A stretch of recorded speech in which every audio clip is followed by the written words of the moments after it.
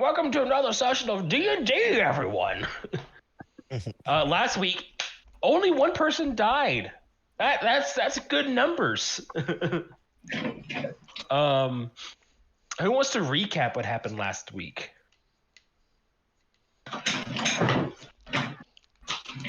Wilrick. Hey, God. Fine. So last time we continued through the dungeon. We fought some more goblins. Dusty held his face over a lava pool and got the front half of his head singed. No eyebrows, and the front half of his skull is just bald. And then we worked our way down and found the the boss fight. We encountered a group of well-armed, well-armored, and well-trained goblins, along with a champion that was apparently about as big as Wilrick, as well as a goblin chosen of Baal who was a vampire.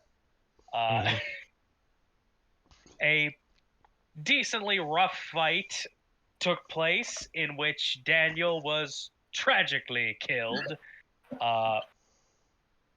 But we prevailed with Phoenix managing to turn the vampire to ash. And we got some nifty items as a result, and kinda rushed to the end there because we were at the end of our time. Yep. A couple things you glossed over was the spearman that you rescued from his jail, and then the family that you saved as well. Right. This is why I didn't volunteer to recap. That's why I picked you. So yes, there's all of that. The mother and her two children were saved. You saved the spearman, whose name I have written down right here. Malark, yes. As Andy puts it, the himbo. He has my heart. He has his spear back, which is a beefy weapon. And we're just going to skip over, which was just like a few more goblins you guys would have gone and killed, but we're just going to say you guys did that just for time's sake and pacing sake. But you guys have completed this dungeon. So we're going to pick up right as you guys are taking up the last of the rubies from this giant ball wall. What was it? Not monument, but this dedication to Baal, where there's 12 rubies which were decorated to be like blood droplets as part of Gloric destroying this altar sake thing. Yeah. The family are all hugging each other, crying, huddling up together. Malark is just kind of off to the side a little bit. He's not. It's very evident he's doing what he can to be like, this wasn't his victory here. This was y'all's victory. He's acknowledging that to the best of his ability as much as he can. As you guys are finishing up looking through things, Nathan would just appear somehow, silently. In that armor? Yeah, he moves very, very quietly when he's in his kick-ass outfit. Hey, fancy seeing you here. Nathan's just gonna be kind of like, he would just have this very like, you see him fighting it, but he just has that like, he's proud dad face. He's like. Wow. Any of us ever experienced that? Yeah. Our characters, I mean. He's looking at you all. He does get a little sour seeing Daniel's dead body. But he kind of sighs at it as if it was not as if accepting it, but as if like he's seen, one too many of these, and this is, in his opinion, another one. Not that it doesn't hurt any less, but it's not his first. Nathan looks at all the dead goblins. He's like, "Is this the last of them?" Well, there are some children upstairs. We've Did we kill the children that were in the other path? It's assuming you. Yeah, I'm saying we're skipping that, saying you did kill them because that's what you guys have agreed you guys would yes, do. we I'm assuming the ones with Forik are still alive. Yes, those are the only ones. Those are the only 4 you guys did not kill, and you That's- could fork. Everyone else is dead in the dungeon. That's what I'm referring to, the one with Forik. Yep. To the best of you guys' knowledge, all the goblins in this place are dead, except for the 4 that you gave to Fork. So, we have cleared this place out. Nathan gives a steady sigh of relief. Not gonna lie, I am very glad you guys did it. I'm very proud of you all. And he kind of sees Malark, and he like looks at him like, "Wait, weren't there 6 of you? When did you get a 7th one?" We found him. We found him. Technically there are 6 now. Still are 6. We found him. He's ours now. Malark kind of like shyly is just like, "Yeah, I was captured by the goblins. Came here alone, kind of a stupid thing, underestimated them. Lessons learned." Speaking of which, and I don't remember who exactly has it, but I want to hold up the identification of the dead adventurer we found in that garbage room. And show it to Malark. Yeah, show it to Malark and be like, do you know whose this is? Malark shrugs. I came here by myself, so I don't know. Well, we found another dead member of the guild. We found a dead member of the guild in this dungeon, so... Nathan kind of makes a fuck face. He's like, "I wonder how many people these goblins killed." And that's just the one that you guys found. Who knows at the other goblin hideouts they killed and buried and did who knows what with those things. But there's one that we can for sure put to bed and return him home. Well, 2. Yeah, Phoenix is arranging Daniel carefully on a rug. Yeah, there is a bearskin rug where the goblin vampire boss dude would have been having this nice little hideaway. Nathan sees you doing it, says, "He was your party member. I will let you all honorably take care of it." And of course, he sees the 3 family members, and right, I think it's time to finish this thing. Let's take him home. I will assist in rolling Daniel into said rug so that his body can more easily be carried. So I will fetch a rug. Yeah, so you guys would make your way back through the dungeon. All the carnage you guys have caused, all the dead bodies, all the bloodstains, the traps that you have either tripped or disarmed. It just, you go by it, you guys travel up higher. The heat of the volcanic underground slowly fades. It gets cooler and cooler as you come up. And you are greeted by the darkness that is black snow. You all probably light your torches and such. Nathan has his own light source he lights up at this point. Malark doesn't have a light source. Doesn't seem he needs it, or he's just relying on you all. It's hard to tell. Isn't he elven? But you guys... Huh? What'd you say? Isn't he elven?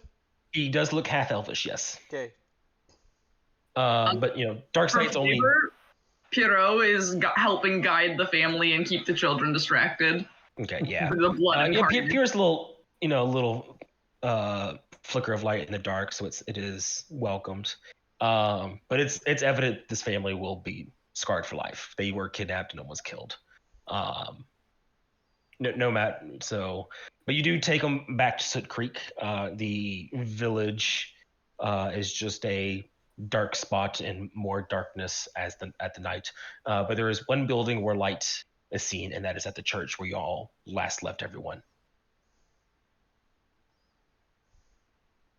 Okay. Well, should let them know that they don't have to be hiding in there anymore.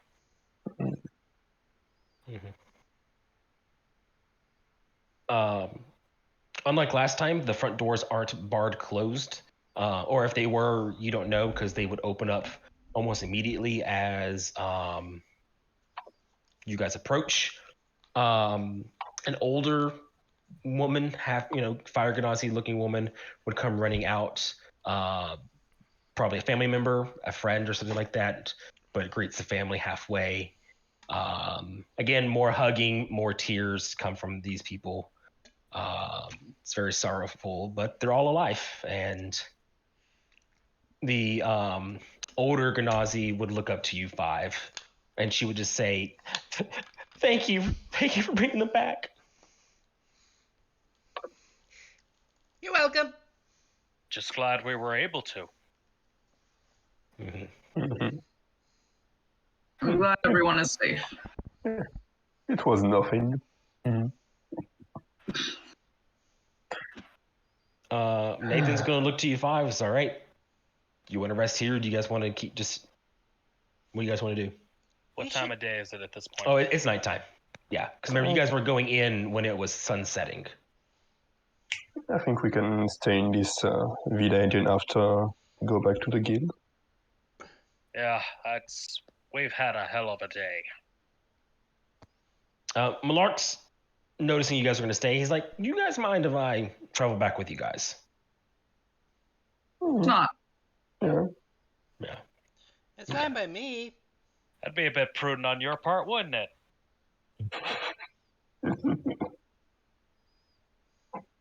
So yeah, he is going to. Oh, there we go. I want to layer the back. Cool. So yeah, he nods his things. You guys set up a little camp back in the same house you guys were in the first time. Wake up. I'm assuming you guys will head back to the Convergence. Did we investigate that one part of the map that was like here? The goblin map? You guys have not done anything with it? No. And we didn't came to the Onyx Tribe, Lava's End, or the Volcano River. Oh, At this point, we don't really have a specific reason to. Can we just... Phoenix will just say, should we just check out this on our way back? It seems to be pretty much along the path. Make sure it's not anything nefarious. Yeah. I mean, it's an area that the goblins were avoiding. And from the markings we can see, there's some symbol to do with the sun. I can't tell too much about it other than that. If I remember correctly, DM, I didn't do too well on the religion check on that. Correct. You knew, so if I remember correctly, no one here knew exactly what it was. Just that it's probably not a godly, like a holy god or anything like that, or like a major anything. So, And it wasn't druidic. Yeah, it's not druidic, unlike the Onyx Tribe symbol, which is the symbol for fire. And not a thieves symbol either. Yeah. Yeah, it's not like any thieves type thing is either. Yeah. So I think we should just... Yeah, we can surely... it's on the road, so no reason. I'm not against it. Just reminding that it's something the goblins were avoiding. But if you all want to take a look, I'll go along with that. I don't know. It doesn't really necessarily look like they were avoiding it. It's not an X on it. It's very intentionally not an X. At the same time, it was marked in the same colors as the Onyx Tribe and other places they were avoiding. Yes, but how many colors could they really access? I mean, how many colors did blood come in? one. They're able to access at least 3 colors, and I wouldn't put it past them to know how to make more than that. Like, It's I really heard not that goblins only difficult saw to make green. The only color I'd be surprised that they have access to would be purple. Mm-hmm.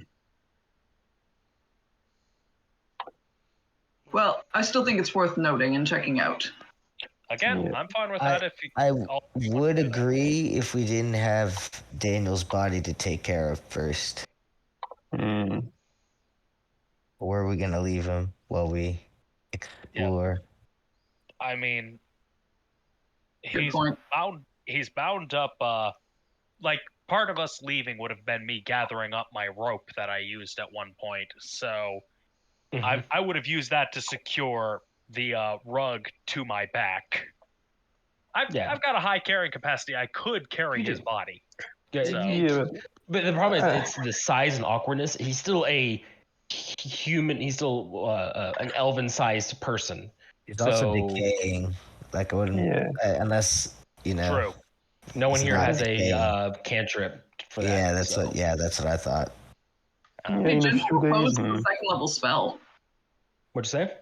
Gentle Repose is a second level spell. What's the cantrip I'm thinking of? Oh, the cantrip is the one for death saves. That's what Yeah. I'm thinking of. Spare the dying. Yeah. I play a cleric in the other Mhm. campaign I'm in. Yeah. But I digress. Actually, that is a good point there, Caius. It is. And we can always come back on this facet. Yes, If anything. and that area was marked on the goblin maps that we shown to the guild. Mhm. They're aware of that area being marked. They I are. would not be surprised if they dispatched someone to investigate it just out of general curiosity. And I mean, we could stop by and ask them to also. Once we are There. finished with, burying our friend here. Yeah. Mm. Speaking of which, does anybody know where Daniel's home was? Because I don't know the customs of his people. Perhaps Yeah, his would I know that? crystal- Caius, all you knew is you saw him a lot at the arena, like almost as if that was his home. And I would strongly urge us to bury him near the Scar Forge. Is there typical rites for someone who dies in an arena? No one here would know. Caius, give me a quick history check. It's low DC. I'm just seeing what you get. See if you get something extra. A 9. Okay, cool. The arena does have death matches. The arena has also 2 different types of people there: honor people and people who just fight to be the strongest no matter what. And what you would remember about Daniel was he just wanted to compete for competition's sake, not like to fight people, but more in a battle of prowess and skill. So athleticism, acrobatics, things like that, which would fall under a more honorable thing. You would know there's people you could talk to there and find out what to do with his body very easily. Burying him near there's not really a place to bury someone near the Scar Forge because it's either all populated area or stone. But you would know there's people you could talk to there. Someone of the staff easily. Okay. Well, then I'd urge us to go and talk to them and see how to properly give him his burial that he would want. That makes sense. I mean, Does his okay. crystal contain any information on his loved ones? You talking about his adventuring crystal? Mm-hmm. You wouldn't know. You have to get it scanned at the guild first. Well, back to the guild then. Yes. All signs are pointing to that. Are we gonna do a time skip of the guild, or are we gonna adventure in Blacksmith so- a while longer? Are you guys done here at Soot Creek? Yeah, I think so. We're rested up, Yeah. yeah. Okay. So you'd wake up, just like suggested, I was going to say, we're just going to just, your travel back to the Convergence is pretty empty. There's no goblin attacks. You travel along the road as a group with Nathan and Malark, every now and then passing a few people out here and there. Every now and then, one or two of them would like notice the rug and just how it's shaped and things like that. And a kind of mournful expression comes across their face. but none of them question it. No one says anything. Just kind of they realize you're adventurers, and in this world, it is not an uncommon sight to see party members carrying dead members. It's not a common sight, but it is not also uncommon. But you do make it back to Blackheart. No one stops you at all, really.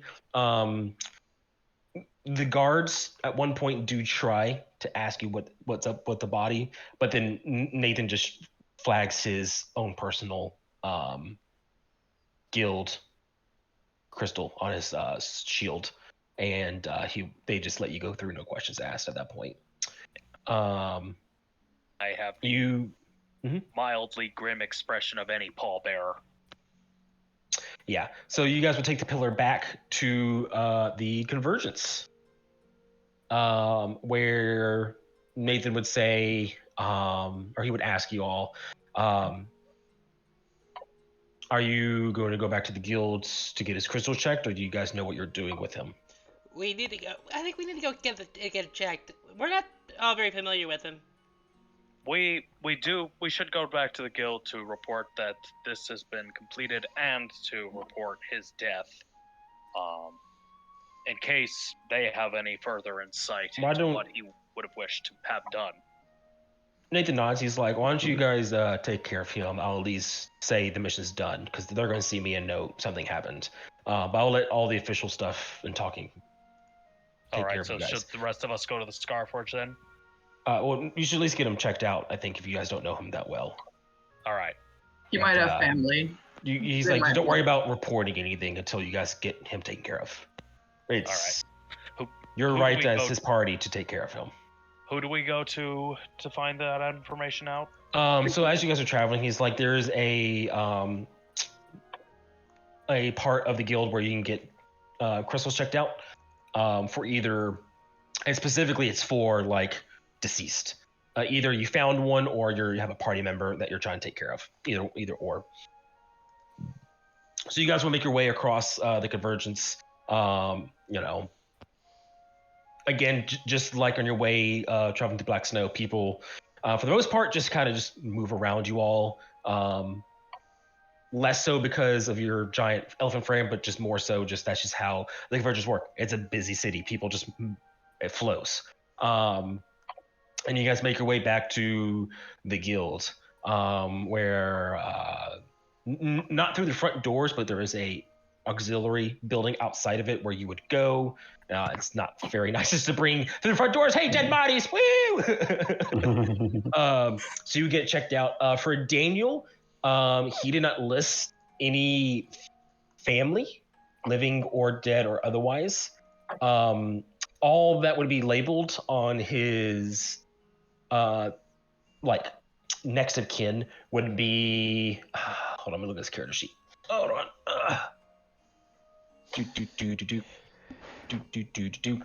He Discord messaged me. That's what it was. Hold on 1 second here. Did we find any other tags? Yeah, I was gonna scan that one afterwards, but I'm just giving DM a minute. Yeah, we'll give that one next. Ooh, what are you doing? Oh, here it is. Hold on.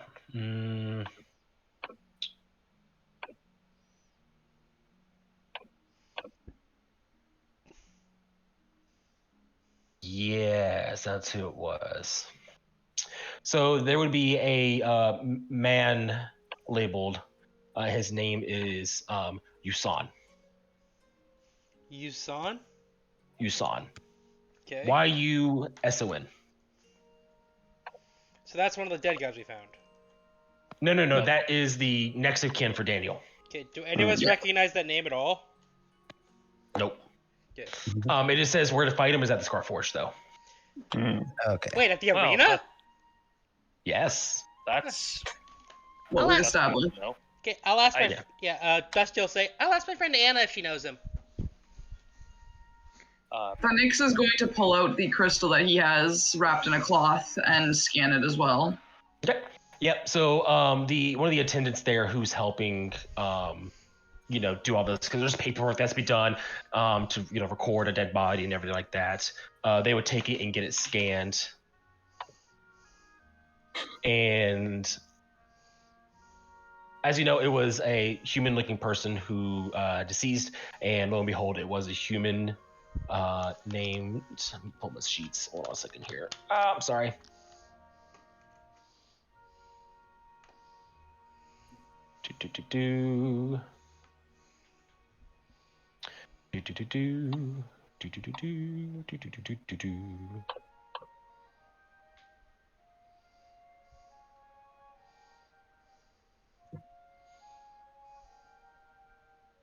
Eric. Oh, finally. What? Damn, Eric died. Not Eric. Eric.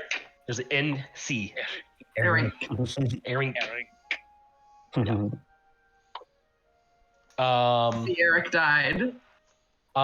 Seeing his name flash up, the attendant would kind of have a puzzled look on their face. Where did you find Eric at again? We found his body in a goblin lair on Black Snow. But it was on Black Snow, right? Yes. Yes. Oh, that's weird. He went missing 2 years ago there. Huh. Well, it's good to know he's alive, or not really died, but found. Accounted for. Yes. That's okay. Well, thank you for turning him in and things like that. There is a reward for finding lost adventurers. You can pick that up at the front desk once you take care of your friend here. If you all remember, though, the body decomposed, especially Yuhiko, who was next to it. It was not 2 years decomposed. It was fresh-ish, no more than a week. Yeah. So. I think there is no need to give them all the details, but yes. Yeah, so the attendant says, yeah, you can pick up the reward for turning in the missing adventurers thing at the front desk later. Right to the Scarforge. Yep, it was Scarforge. Woo! Just out of curiosity, I asked before we leave. Just out of curiosity, how much of our information is in these crystals? Do we have to enter it ourselves? The attendant would say, well, there's the basic information that you put in when you apply. If you wish to add anything extra, well, when it comes to next of kin, you can update that whenever you wish.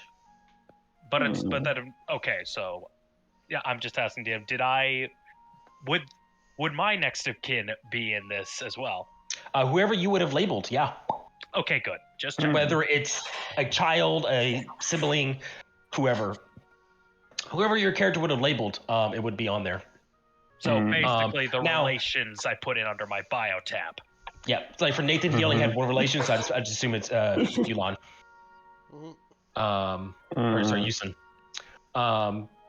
So yeah.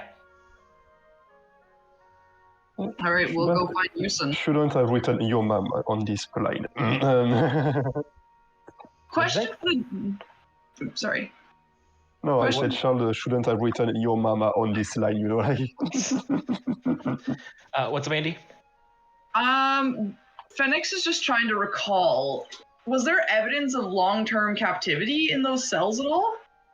For the 2 cells, no, there wasn't. So long-term captivity.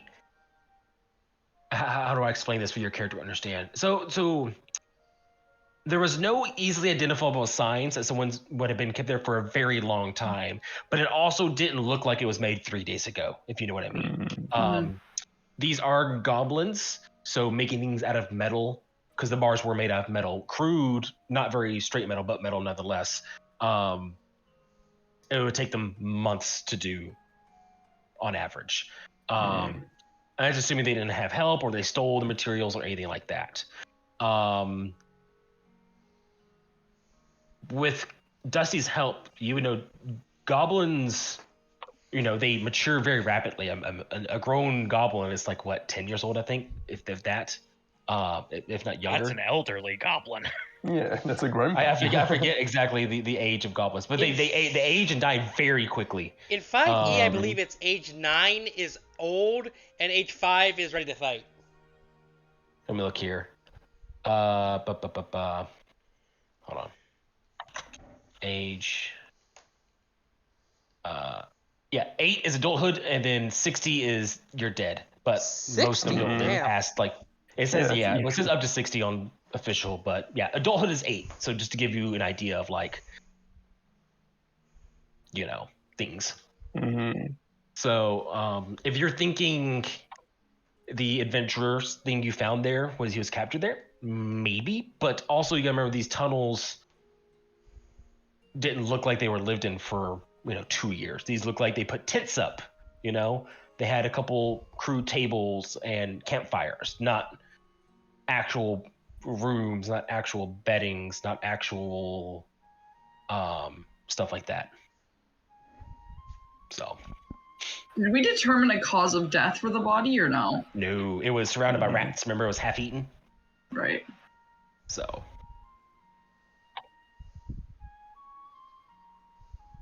As we leave, Phoenix is just going to say to Gwilric, it doesn't sit right with me. Mm, It is unusual. And disturbing. yeah. I did found the talisman on this body. Maybe there was something about it. I just don't think I could read. And Charles will take out the necklace he got. So you pull it out, and you actually look at it for the first time since you got it. It doesn't look like the image at all. I just grabbed a random talisman image. Yeah. So you're looking at it, and it's very noticeable. It's not perfectly. It is round, but it's not a smooth round edge. As you flip it over, just around the lip of the front side, there's a lot of grooves on it around it. And then there's like a hollow part in the middle, as if you would slide it into something. And on the front is this intricate pattern that looks like it is part of something larger, because the lines just run off of it as if it was continuing on towards something else. But the lines on it are straight and right-angled lines. Everything's very perfect and almost symmetrical with each other. Do the lines remind me of any sort of religious symbology? Yeah. Give me a religion check. Maybe not more like any family emblem, anything. There's no gods that come out to your mind, work, but as with many things, symbology is important, and this gives you an idea that is probably related to a lawful god. That's very looks like a structured and key. orderly. It seems like a key to me. That's part of what I'm thinking. I was just trying to get an idea of where the hole might be. No But comment. yeah, that's We didn't see anything that would match this at all in that cave, did we? Nothing at all would match this. The cave was very, I don't want to say chaotic, but it was very natural, right? With some parts of it that looked like the goblins did chip away at to enlarge some of the tunnels, maybe. But like the only thing there that looked like it was man-made was the altar to Baal. Everything else was like, that cave was far too natural. These lines indicate a lot of care and attention to having things move in a specific way. Something that's Perhaps it's related to why he went missing. maybe.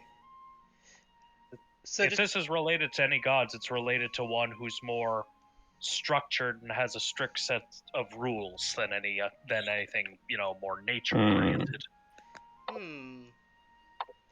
Well, we could go to the library and look it up. Yes, you can. I I don't know much about the gods. I mean, Dusty, you know a thing or two about arcane sort of things. Maybe this is part of an arcane pattern? Can I Can I do an Arcana check on that? you can. Arcana check is perfect for this kind of thing. Okay. Well, it doesn't help if I roll like shit. You would know arcane symbols come in a lot of different shapes and sizes, either smooth flowing lines or perfect angles.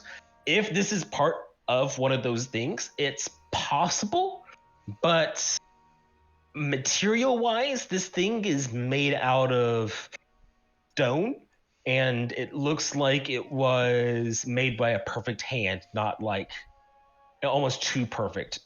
So either kind of like something made this. Does it What's remind up? me of like almost like a tree, sort of like very perfectly almost symmetrical lines, like very like, No. It's so like Mm, here. Let me. Hold on. Oh, you have a picture? Hold on. You're muted. Henrik. My chord thing came out. The fact that it's made of stone and your description that it seems to be Yes. made by hand. I, as a player, have a notion that it might be dwarven made. I just don't know if Gwilric would come to that conclusion. mm. I was thinking I have a different. if Yeah, this would like remind Charles of anything like It's any like these kind of family, shapes anything. here. Yeah. This is not a 1-for-1 what's being drawn, but just straight like squares, right angles, and you can tell like some of the pattern continues onward away from what the medallion would look like. Question: can I make a history check to know of any like Yeah. artwork that is similar to this? Yeah, I was thinking the same. Artwork or like carvings that have a similar style? You could try, but your character's not very known for their history with art. Yeah. I meant like I'm thinking like, okay, does this look like any buildings I've seen in a history book or like any kind of stylistic things? You know what I mean? Like Sure. cultural symbology, Yes. cultural. Okay, Like, is this an emblem for any like noble house, any So an organization, anything? Hugo, give me a History? charisma check, charisma-based history check. Yeah, I'm getting. Okay. Oh, so can I help Hugo with this? No, you Okay. can make your own check. However, Then I'm gonna guide myself and make a history check. Oh no, sorry, +3. Because if it's So 16. charisma, it's just +3. Okay. Total 26. So you got a 16, Charles? Yeah, I just rerolled because it should be +3, not plus Okay, 4. so we'll do the 16. So we'll do Charles first. You would know, like, for almost a fact, no noble house has anything like this. Nobles are, much like yourself, fancy. They like fancy drawings. So it's a lot more curved lines, intricate details. This is very straight, almost, it's either line or it's not line. Dusty, with a 26 history check, the only thing you can think of this could be part of civilization-wise that your character would know about. So, okay.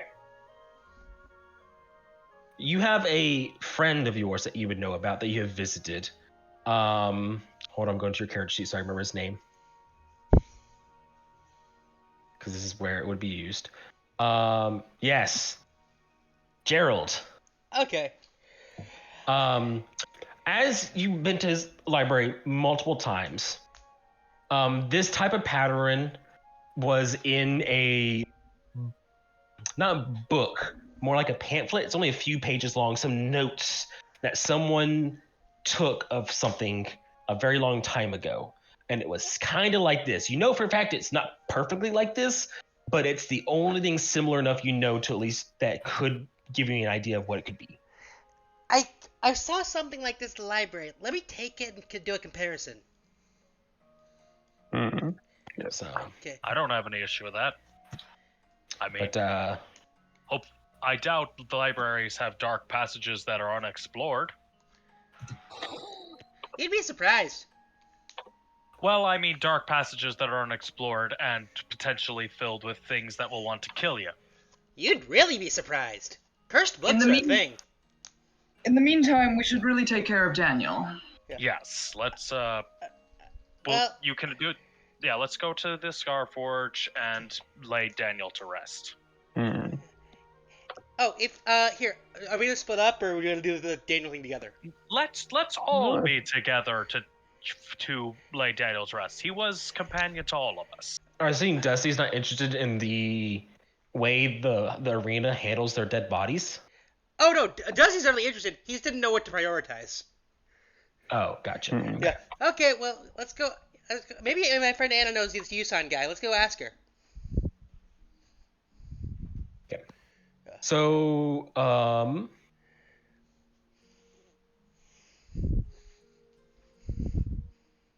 you all would head to the Scarforged, which, if you would look at the handout for it all, which I will just put on your page so you all can just get to it immediately, is under the Convergence ground. It's not on the main top site area. It's like toward the topish middle, deeper than you went when you went with Charles to his totally food-centered cooking training school. It's exactly where you went. It's very deep. Caius, you know the way there pretty well, so you're able to get everyone there, no problem whatsoever. And Dusty, you've been here once or twice as well, with your relation with Anna.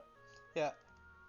The Scarforge, since it's underground, you don't get to see it in its true beauty because, well, it's underground. So you're going down a road, and you would see is a very large, it's not an alleyway, what do I call it? I guess road, but it's not for cars, it's for people. And you can see a lot of empty stalls because it's currently not arena season. There's not a lot of fights going on. There's not a lot of competitions going on right now. It's the off season.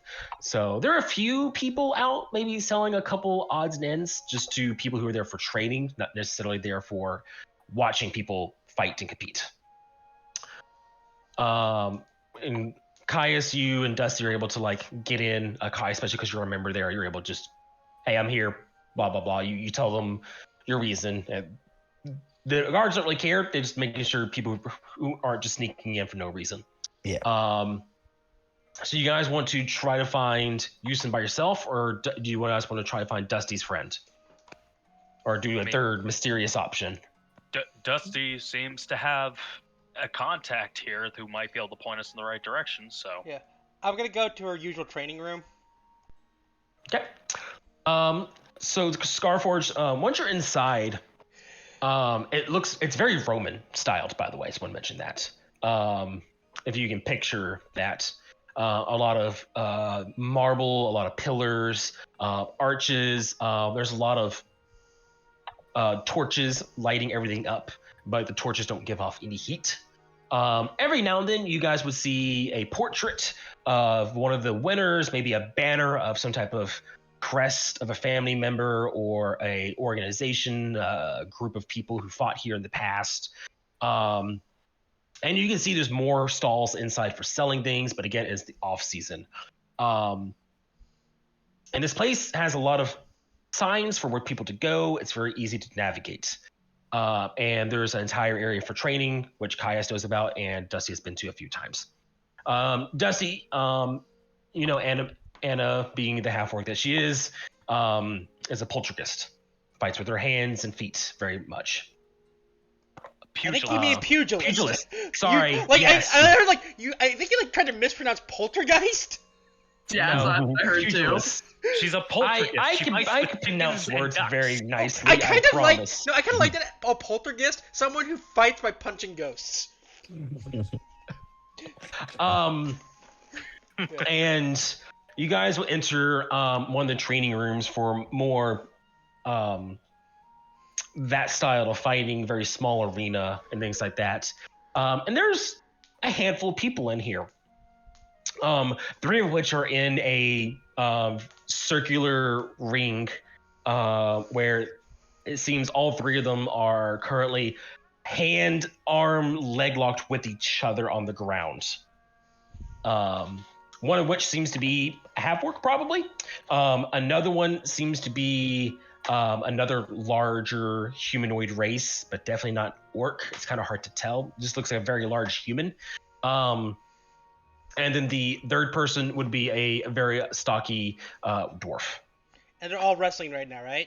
They are all currently like head, arm, leg locked. A lot of grunts coming between the 3 of them. Every now and then they'll kind of like shift a little bit. They seem to be like in a 3-way wrestling match somehow. Would I know any of these 3? My. Caius, no, because you don't fight with people who are unarmed combatants. We better wait till this is done. People don't like getting interrupted in the middle of their fights. That's the smartest thing I think I've ever heard you say, Dusty. You don't listen to me a lot, do you?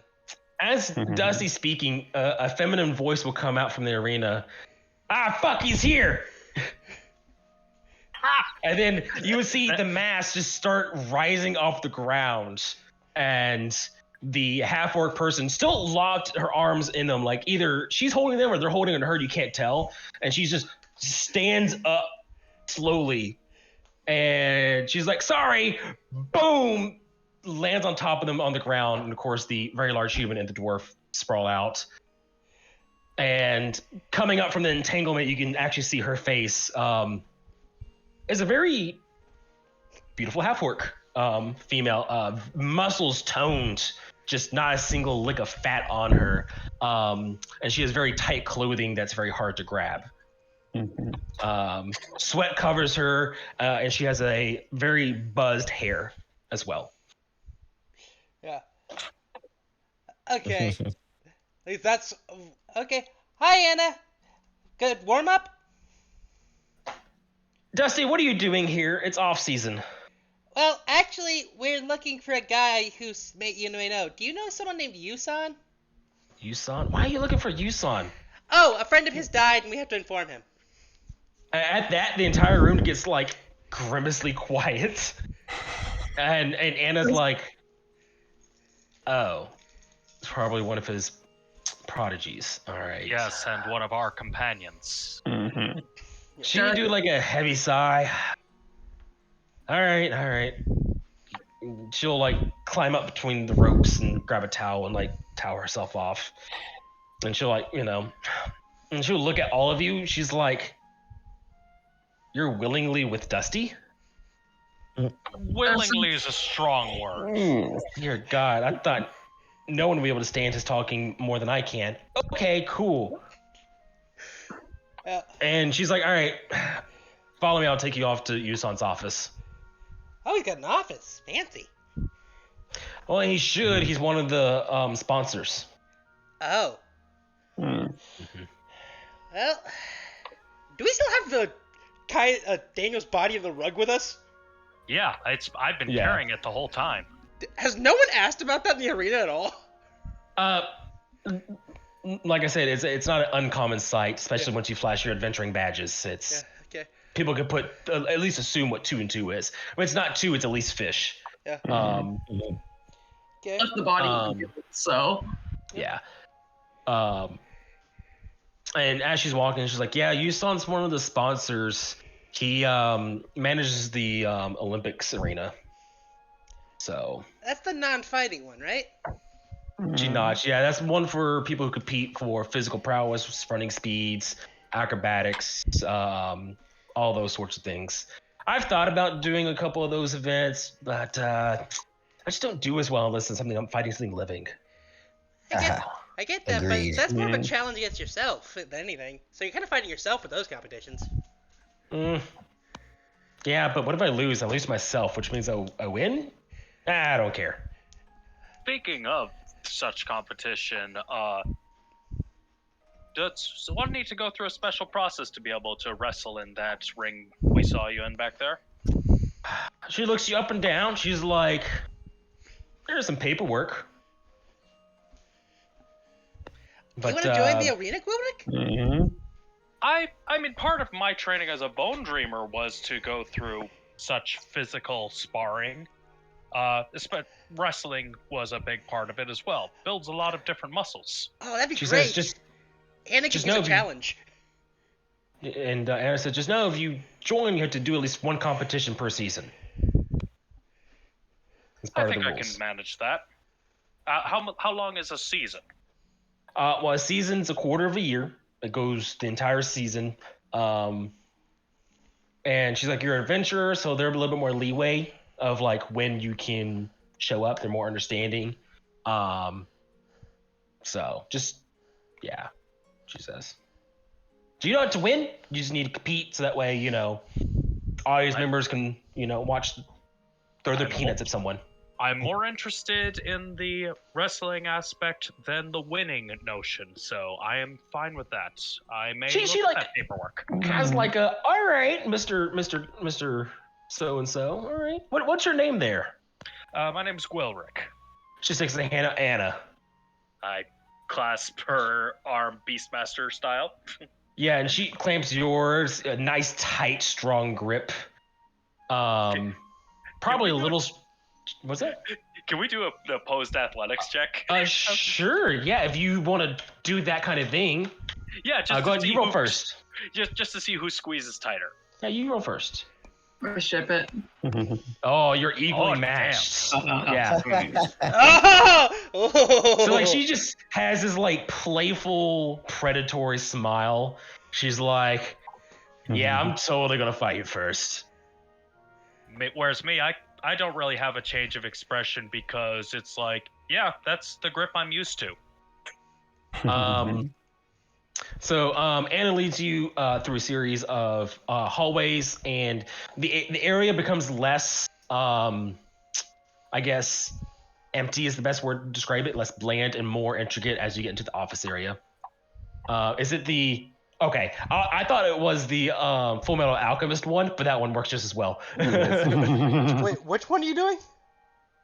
That's the... oh, fuck, it's not Kindergarten Cop. What is that from? Is Predator, I think? Or Maybe Predator? I don't know. He's in a lot of movies back then. Continuing on with the game, though.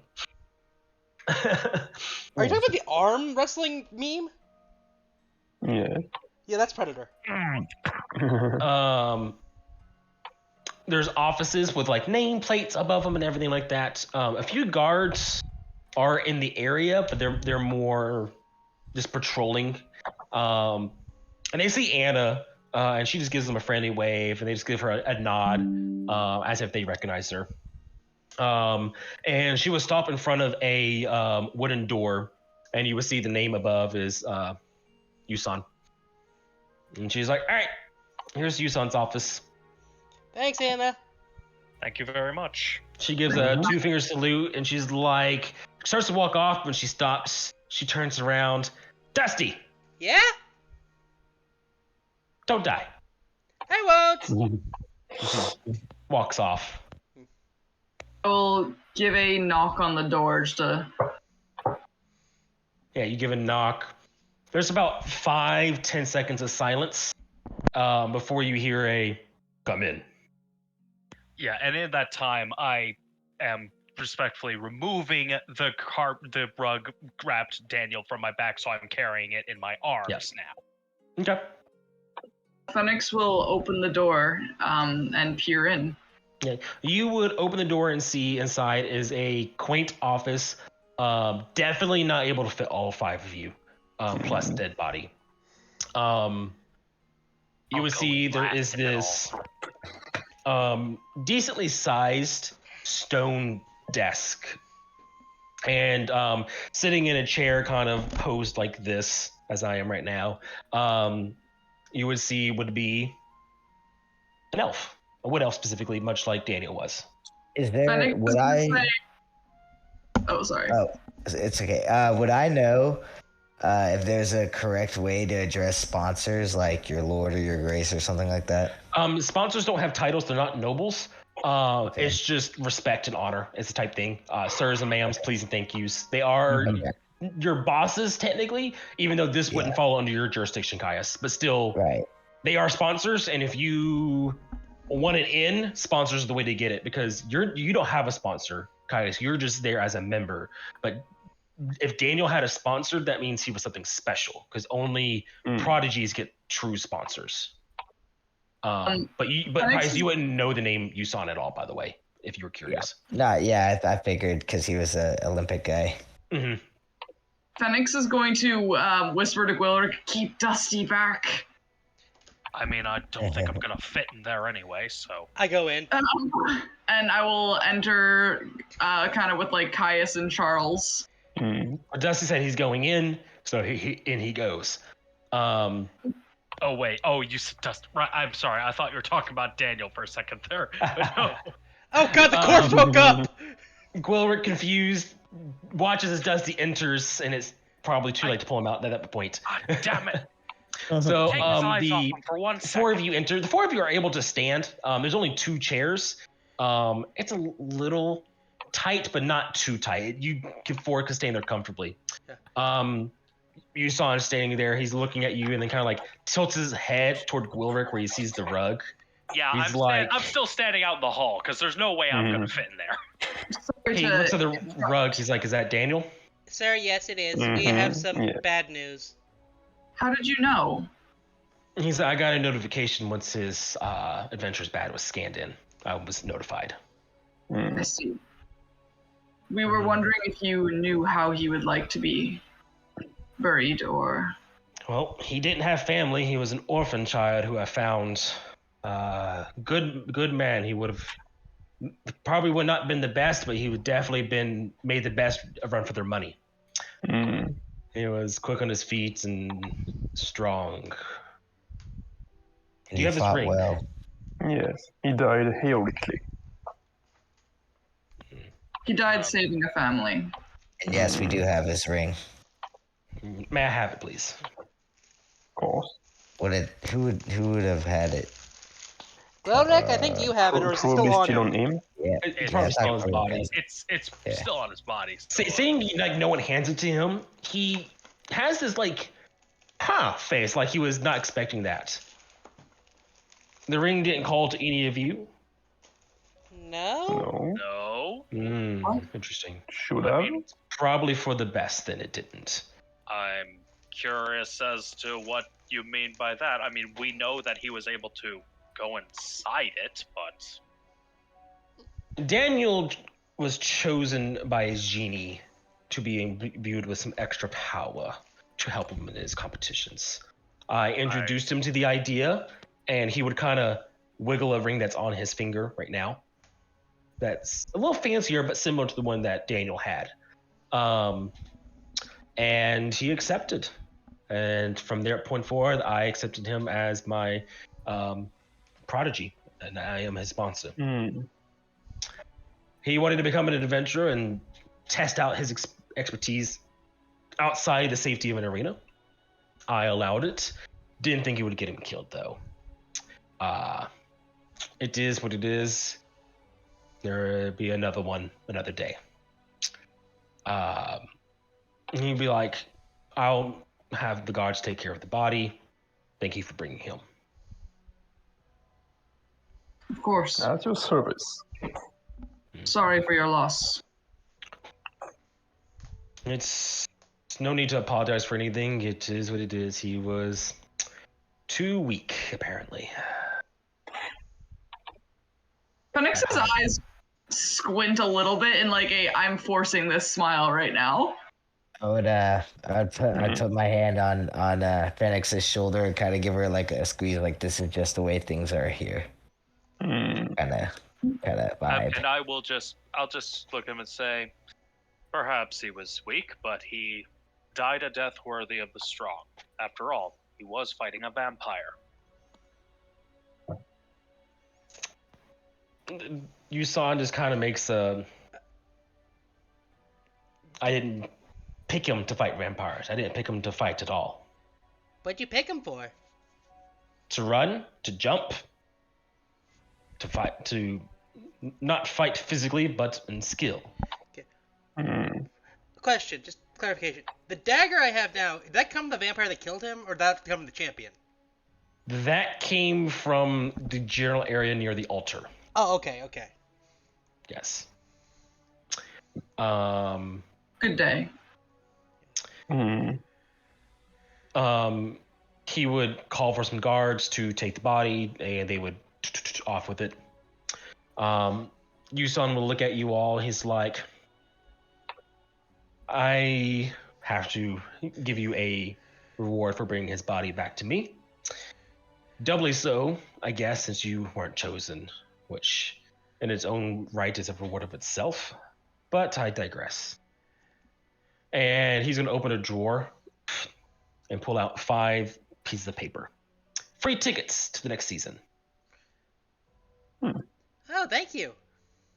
Kind Guys, you would know free tickets from a sponsor is like 1,000 gold's worth of reward. All right, well then I'll grab that. Yeah, it's like 200 gold per person. And these and as you look at them, these aren't just like nosebleed seats. These are like good seats. These will get you in pretty good and stuff. I take the ticket like somebody who's not a sports ball fan takes like the premium free passes to the Super Bowl or something. Like, I don't know what this means. I get this feeling it's significant, but not on a personal level. Yeah. Charles take it with a big smile, thinking already on selling it. Fenix will take it Fenix will take it like a person who has absolutely no clue the value of the thing he's holding. Dusty will take it like, oh shit, we just got something really valuable. Yeah, Dusty, you at least know what these are. You may not have ever actively participated, but with Anna and I stuff, couldn't you would know afford these are to. worth I spent something. too much on books. Yeah, exactly. You're in the sports bar equivalent, like drinking beers, watching on TV. Yeah. But he would nod. He's like, "All right, you're all dismissed." Thank you, sir. Thank you. Well, Thank you, kind sir.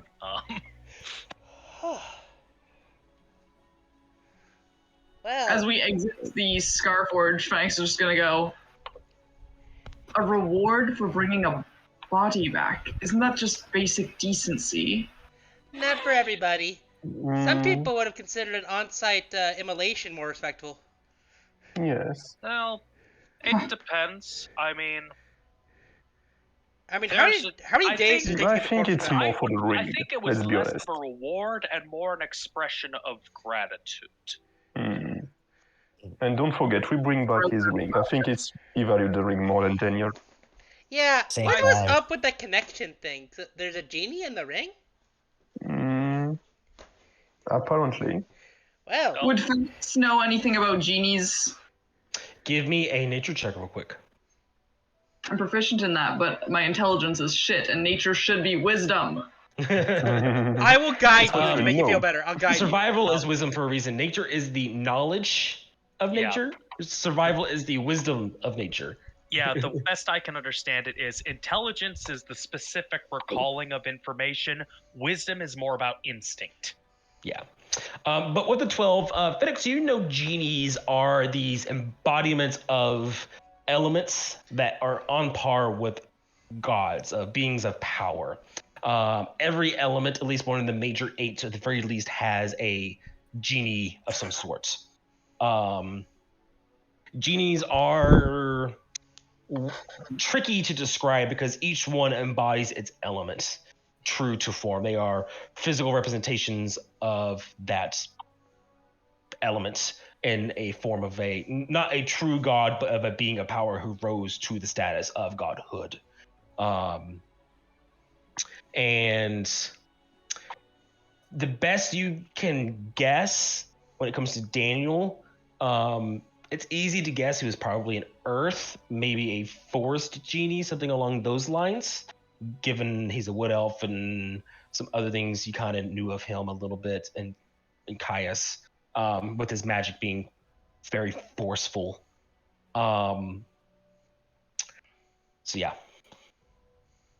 But as all beings of power, there is a cost to their gifts. I feel like Wilrick, although he may not know specifics, might have heard a mention that somebody among his people had a dealing with an Earth genie at some point. I'm thinking. Because you said there's like some intersection between the elemental plane of Earth and his home facet. Well, your people would have naturally been able to speak the earthen language. So whether that has to do with genies or something else of that nature, it's hard to know. As far as you know, there's no direct stories of specifically a genie, but of magical earthen creatures, very much so. Okay, just wondering about the cultural background there. Regardless anything about genies, I don't think that man seemed too broken up about losing someone he supposedly raised. Everybody processes the death of those they care about in their own way. Here at the Scarforge, there are many lives lost every day. He's likely just compartmentalizing it as best as he can. It's part of his business, and that's just the way things are here. Caius being the only one who's aware that Phoenix wasn't orphaned because he had confessed that during the Goblin Child breakdown. Phoenix still seems very tense about it. It's like, would we all notice that? He's not like outwardly saying anything, just kind of like jaw a bit clenched. Not like the more perceptive might notice, but What do I have? I have 11 perception. I don't think I would notice. Probably I not. have decent insight, so I think I would at least, know to put a hand on Phoenix's shoulder and just be like, well, like I said, everyone deals with loss in their own way, and we can deal with the loss of our comrade in the way we need to. Wait, why is that? Wait. know exactly how to deal with loss. A stiff drink. Phoenix will say. Just keep. Everyone's like unhealthy coping mechanisms. Dusty won't say anything. He'll just say, "Don't summon Piero with a lot of alcohol around. That'd be a bad idea." Or a very good idea if we don't have any Wow, order. Dusty, you are on a roll with saying things that are smart. What? Wait a minute, he will find lava and swim in it. It's like, Shall we go turn in our and see what rewards await us before going to get a stiff drink, at least? Yeah, that would be a good idea. I certainly want to see the reactions of some of the people at the guild that we actually managed to succeed in this task. yeah. Succeed is a strong term. We lost a friend. Well, I'm sure there are going to be people at the guild who will tell us that often successes come with loss. yeah. Perhaps. All right, so you guys head back to the guild hall. Yeah, I guess we have to go back there first to report everything. Alrighty. Well, you guys make your way back across the city, back onto the top side, and walk your way toward the guild hall. This time entering through the front doors. It looks just like another day in the Avengers Guild. You would see that Andy just disappears randomly and comes right back like magic. It's crazy. Andy's in the Actually, cage going now? to get something strong. Are you good, Yeah. Andy? Yeah, sorry, my just had a little brown out there. Got it. So like I was saying, you guys are at the Adventurers Guild. It seems like another day. There are people going to the board, people going upstairs, down some stairs, up to the front desk to either turn in their quests, to accept new requests. You can see at one of the stalls a large device is sat down onto the counter, and one of the burlier members of the guild picks it up and they walk off with it. Has a lot of knobs. There are different colors on it, and it looks very pill shaped. So seems to be another day in the Adventurers Guild. I say we start with dropping off all the wolf pelts we got. I'm certainly in favor of that. Right. So you guys go up to the front desk. Sitting there is a very pretty, a very handsome Water Ganazi. Can you both? He smiles. Hello? How may I help you? Hello? We've got some wolf pelts. Right, how many? 7. All right. And he would take the pelts. He would see like there's one larger than the others, and he's going to look at it. He's like, that's a very big wolf there. Like double for that one. Was that the It's one that all could right. talk? It's slightly singed. He's like, yeah, quality isn't really much of a thing for this type of reward. It's more, like you said, pollution control. He's like, we'll see if there's something extra in there for you guys for that. And he's going to take them, go through a back door. He'll be gone for about 10 minutes. I'll come back. Excuse me, I just got the burps. Holy shoot. Excuse me. That's his air I'm just coming through. bouncing in my chair, and it's just making the bubbles come out, I guess.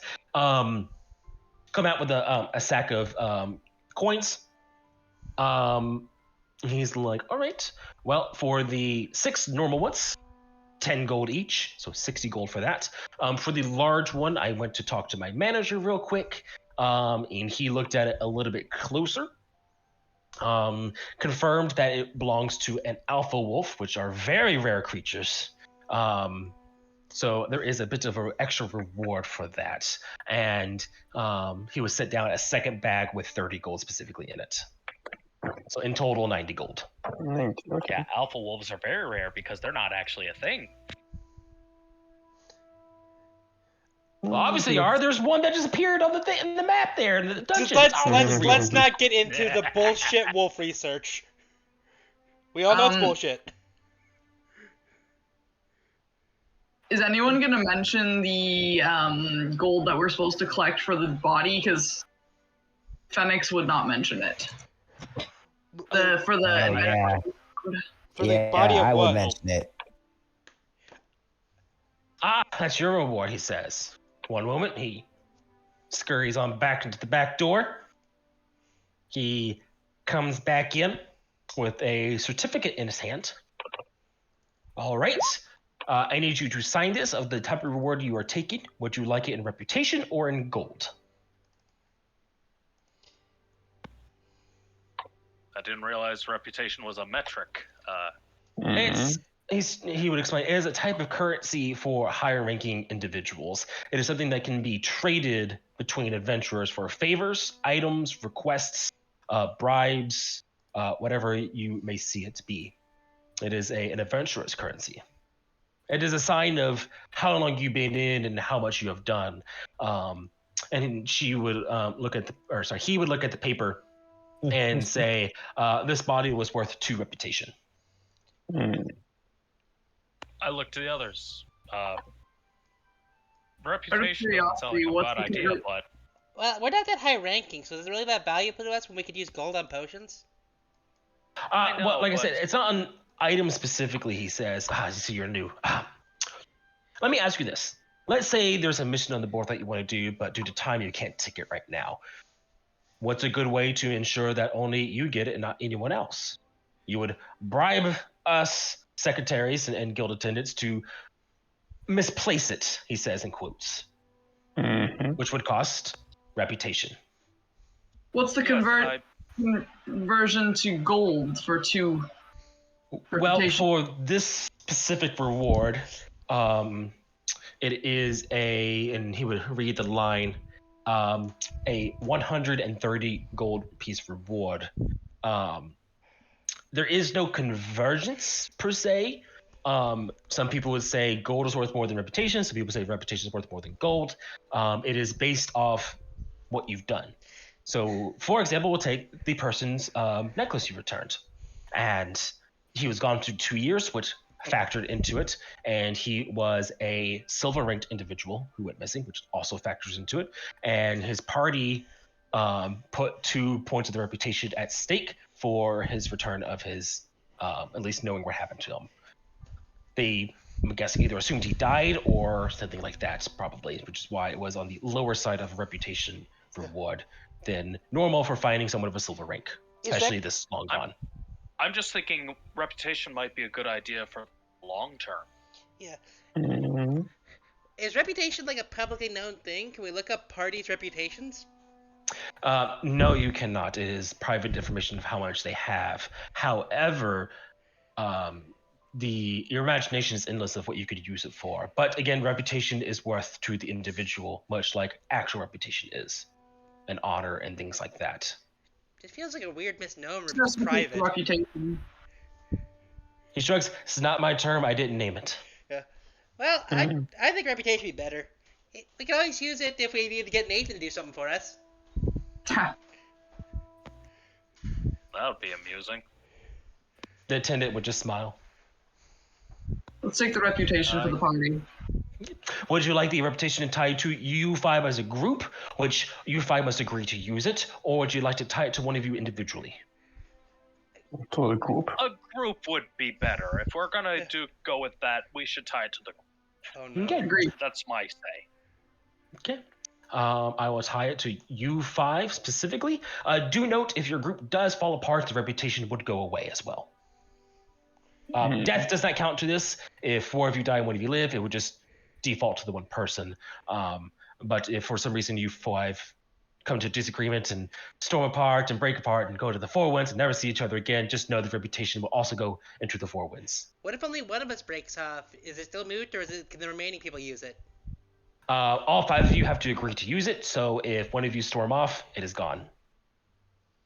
Okay. Outside of special circumstances such as betrayment, mind control, kidnapping, certain things, there's wiggle room with it. But if you just come to disagreement, then it's your party's reputation is lost. Gotcha. We're off the hook when it comes to plot hooks. So, Trying to to tie the it. group though. All right, could you 5 please sign this piece of paper right here for me? And yes. All right, everyone signs it. I'm assuming if no one says anything else, I'm assuming you did. Cool. Cool. So there is 2 reputation to your party fund, if you wish to add to that, Charles. All right. Well, if that is all, I have more people to take care of. I hope you all have a nice day. We do also have to collect our reward for a goblin horde that we took down. He would make a forced smile of like, you motherfuckers, why didn't you just turn everything in at once? That's not the DM talking, that was the character talking. And they're like, I see. One moment, please. And they would scurry once again back through the back door. What'd you say? I love this character. You just love the customer service energy, because I'm mood. The definition of an NPC. I'm just like, you fucker. And they are gone a much significant amount of time. Like, people are leaving your line and going to other lines for how long this is taking. Do you think they went on lunch? And they would come back about 25, almost 30 minutes later, empty-handed. Please go to meeting room 7, where a thing will happen. That's They all. say. That's all. I'm sure it will.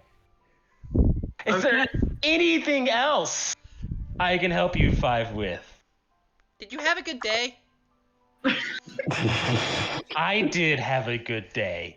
Okay, what's your name, sir?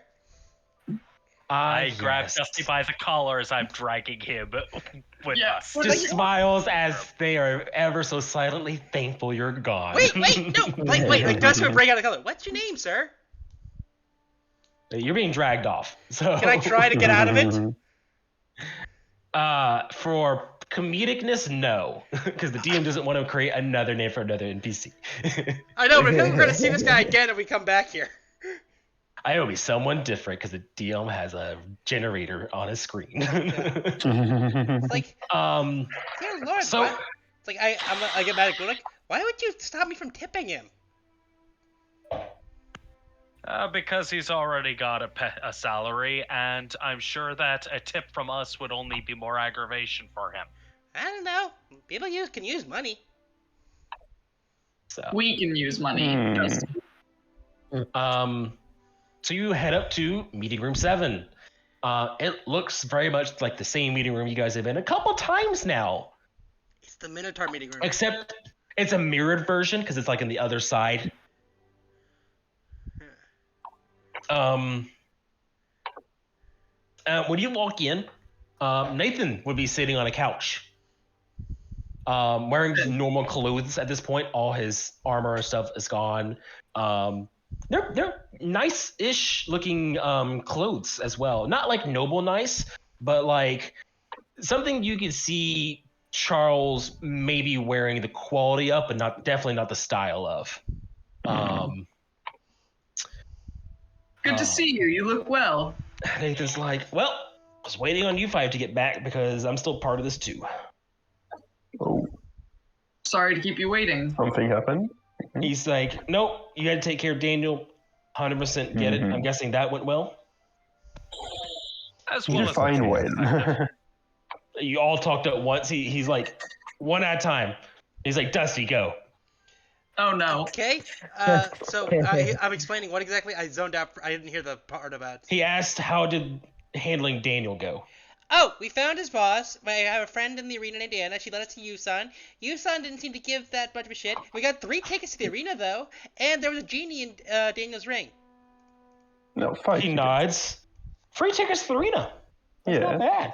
Yeah, I know. It's really valuable. Yeah, you guys Why should would you want hang to on to go? those when the season comes around. Mhm. Why would we want to watch people beat on each other? I don't He's understand. like, yes. You just I bet You you, don't have Dusty to and use Caius it didn't. yourself. I bet you guys didn't know this. You were adventurers with tickets to the arena.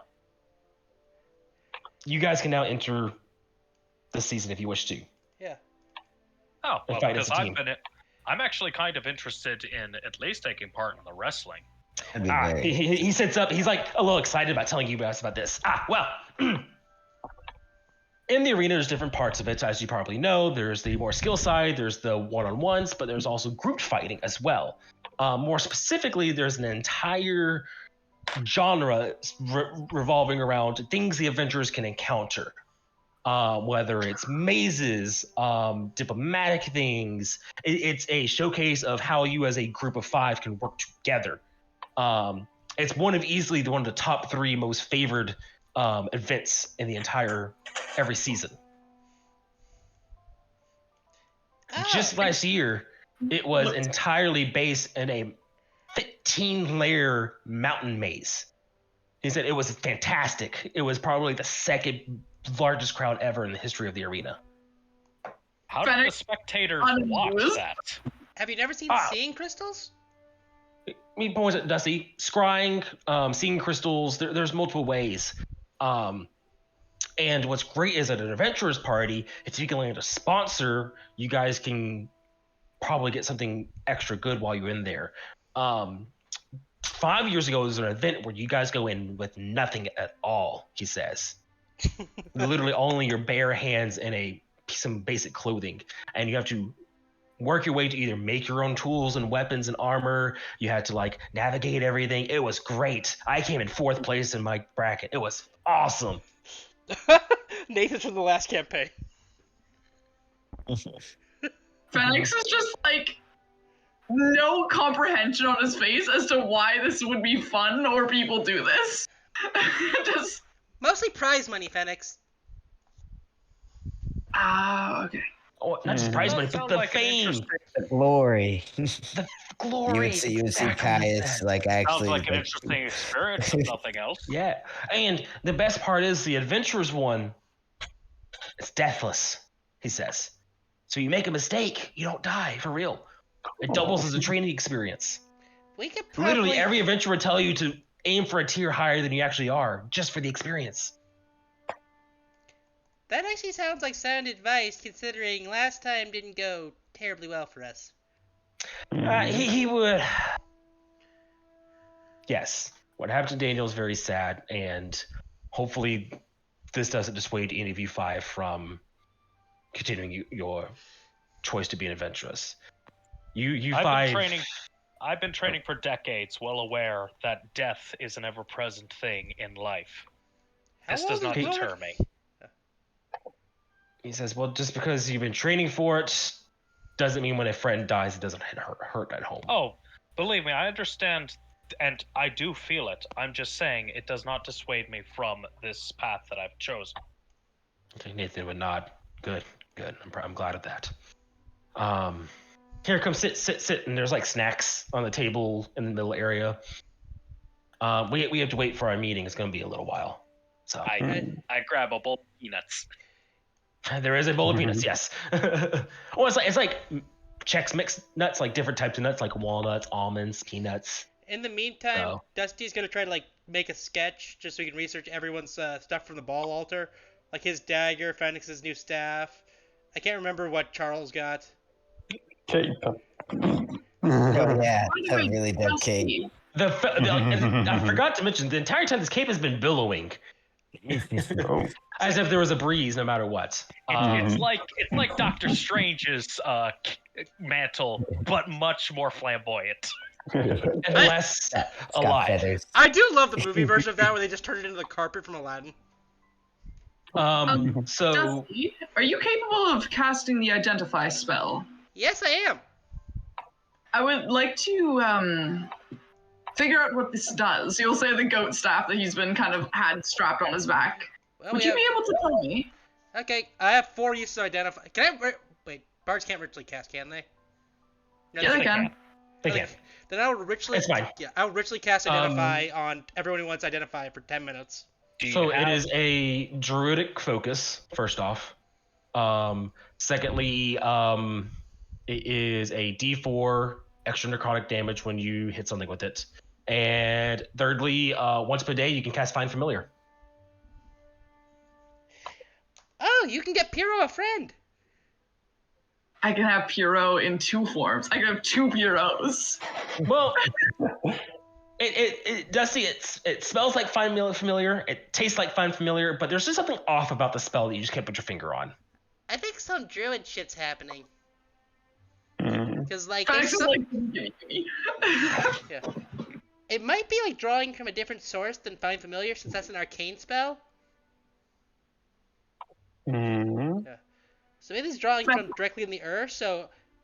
Oh, we should test it out, see if a plant dies when you find a familiar or something, see if it's dragging from the world.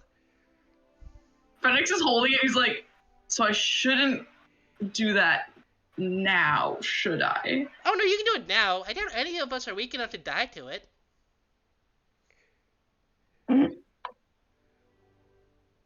But you also Yeah. could tune to it. Oh no, sorry, this is not tunable. Never mind. Sorry. No, it's not. It's just a normal spell and item type thing. And does anyone else need those things identified? Well, I mean, there's these robes. I mean, they obviously change. Everything else, everyone knows what everything else does. The staff came outside of that loot cycle. So that's the only reason why that one had to specifically get identified. So the robe does nothing other than changing appearance. Mm-hmm. Oh, it's a glamour robe? It's a glamour robe, basically. Is it tactile as well as illusionary? Can you, like, change your height? I don't think so. No, he cannot change his height. Ah, darn it. That'd be useful for getting into doors. Can I convince you to make the staff a dex-based weapon or no? Not this one specifically, no, sorry. Okay. Just polymorph into a bear and smack people with it. I have -1 to my strength, so it's literally doing 1d8 -1 two-handed.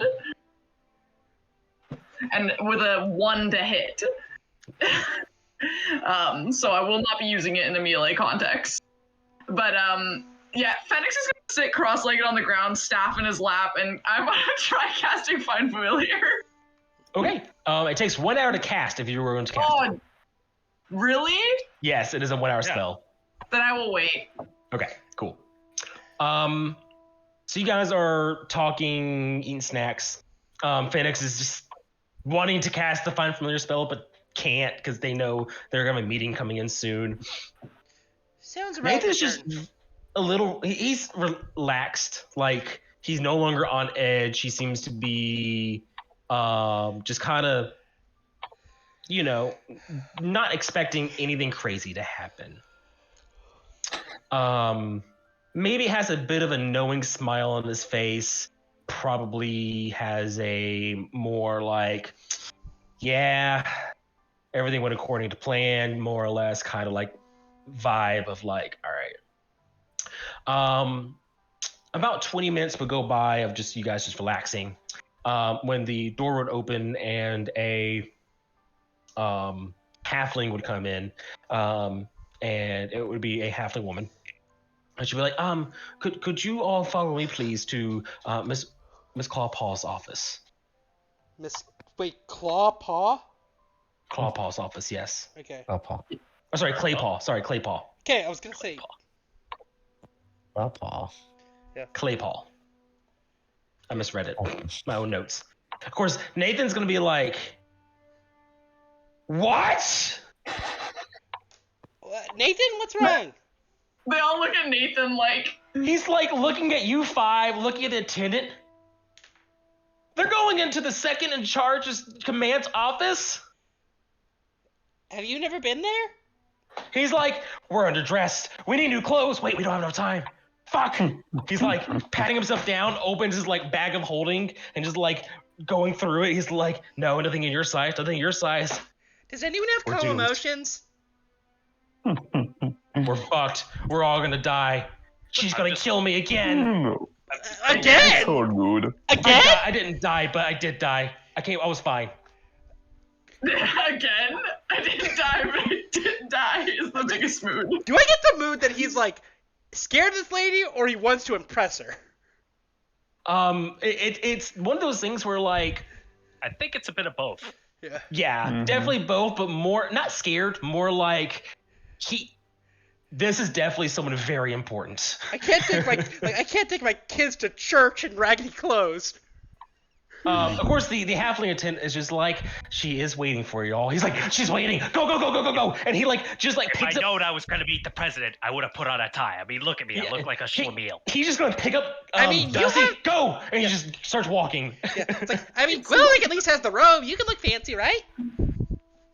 I mean, I Let's look go. as Come I on, stop talking. Let's go. This is why I'm carrying Dusty, so you don't talk. Let's go. They're going. All right, we're going. As we go, I'll remove my helmet, seeing as it seems like Yeah. to be more like a formal thing. The halfling would very calmly walk, and Nathan's just like, we need to get there faster. She's waiting on us. Yeah, I do not change the appearance of my robes, and I'm walking calmly if a little amused. Don't understand. This is Wayla Claypaw. She's literally the like third most important person in this guild. Calm. Do I have a song appropriate enough for this? Oh my gosh. We're doomed. She's gonna kill me. I fail. This is what's gonna happen. She's gonna flunk you all out. She's gonna kill me, but this time I'm gonna stay dead. This is exactly what's gonna happen. But we were What am I gonna do? successful. You don't understand her at all, do you? We Did you do. kill Never met her. We've never met her, so It will be good. It's gonna be your You last just time. say how good you are a teacher for making us succeed this mission. So, and you guys were, halflings just calmly walking down the hallway this entire time. When you guys would go up a set of stairs, and at the end of this like very nice looking short hallway, would be this very intricate door that looks handmade. There is this bronze door frame. And the door itself seems to be made of gray stone. And of course, the halfling would. Well, before we reach that point, as Nathan's freaking out, I do actually want to quietly say to the halfling, how often do you see that reaction? Just in general. Oh, every time. She smiles. Okay, yeah, so continue. And the halfling would push open the stone door as if it weighed less than paper. And it would just smoothly open up into this very nice looking office with bay windows taking up about a third of the opposite side wall. And it has this homeliness to it, but also this sense of that you're underground still. Even with the windows, you feel like you're underground. The walls look like they were just literally taken from an actual cave. You would see shelves were carved out of the stone. You would see there is these crystals that are glowing in random spots, giving it a very atmospheric look. There's even a couple stalactites and stalagmites, and sitting in the middle of the room with 6 chairs and a table is a very elderly-looking dwarven woman. She is sitting there, and she looks almost exactly like this image with this bronze-looking armor on. Her white hair braided with bronze little trinkets inside of it. And she is holding a cup of tea. And she's like, good, you're on time. Nathan's like, we're on time. That's not good. That means we weren't early. Fennec, great bow. Yeah, I give a little shoulder bow before. Say, may we sit? Dartha, darling, we're good. You may go. The halfling gives a very deep bow and closes the door effortlessly behind her, and it closes without a single sound. Mm-hmm. Come, sit. Yeah. Nathan, sit, please. I go to the biggest and sturdiest looking chair. I'm sure. There is a chair that looks very much like it was specifically chosen for you, Gulric. Nathan picks one that's off to the left, and he just sits in it like he's like first sitting down. He's just like, I'm sitting. Fenix will, after his bow, make his way to a seat as well. Charles make a giant bow with his cape and take the fanciest chair. Dusty just gives her a nod. Yeah, Dusty just gives her a nod and finds a chair. Find a chair and place my helmet on the table. And she just smiles at you all as you do so. Would any of you like a cup of tea? Oh, that sounds lovely. I would love one. I would love one. Thank you. Okay. And she would tap the table twice with a finger, and legs would grow out of the teapot, like mechanical-looking legs. It would stand up and go pour itself in the cups, and then return to its spot. I love it. Now, unless Nathan here is blabbermouth, let me introduce myself. I am Mrs. Claypaw. I'm one of the older members of this guild here. I didn't found it, but been here since the beginning, say. An honor. Well, it's not every day you have tentative bronze rank members complete a silver rank mission successfully at that. Oh, it was silver ranked. Silver rank. The mission was. Or sorry, steel rank. The DM misspoke. Yeah, I was gonna say, steel's a bit more believable. Yeah.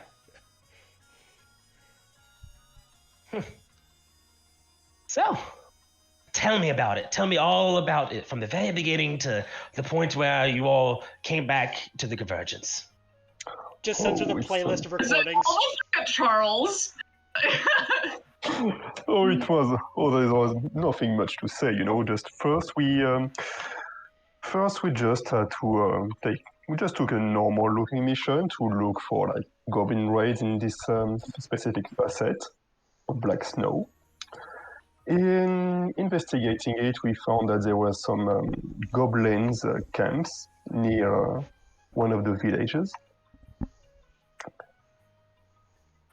After investigating this specific camp, we just found out that the goblins had a map which indicated us towards some other small camps and one main camp that we believed was full of goblins. So first we decided to report to the guild after taking care of some of these smaller goblin camps.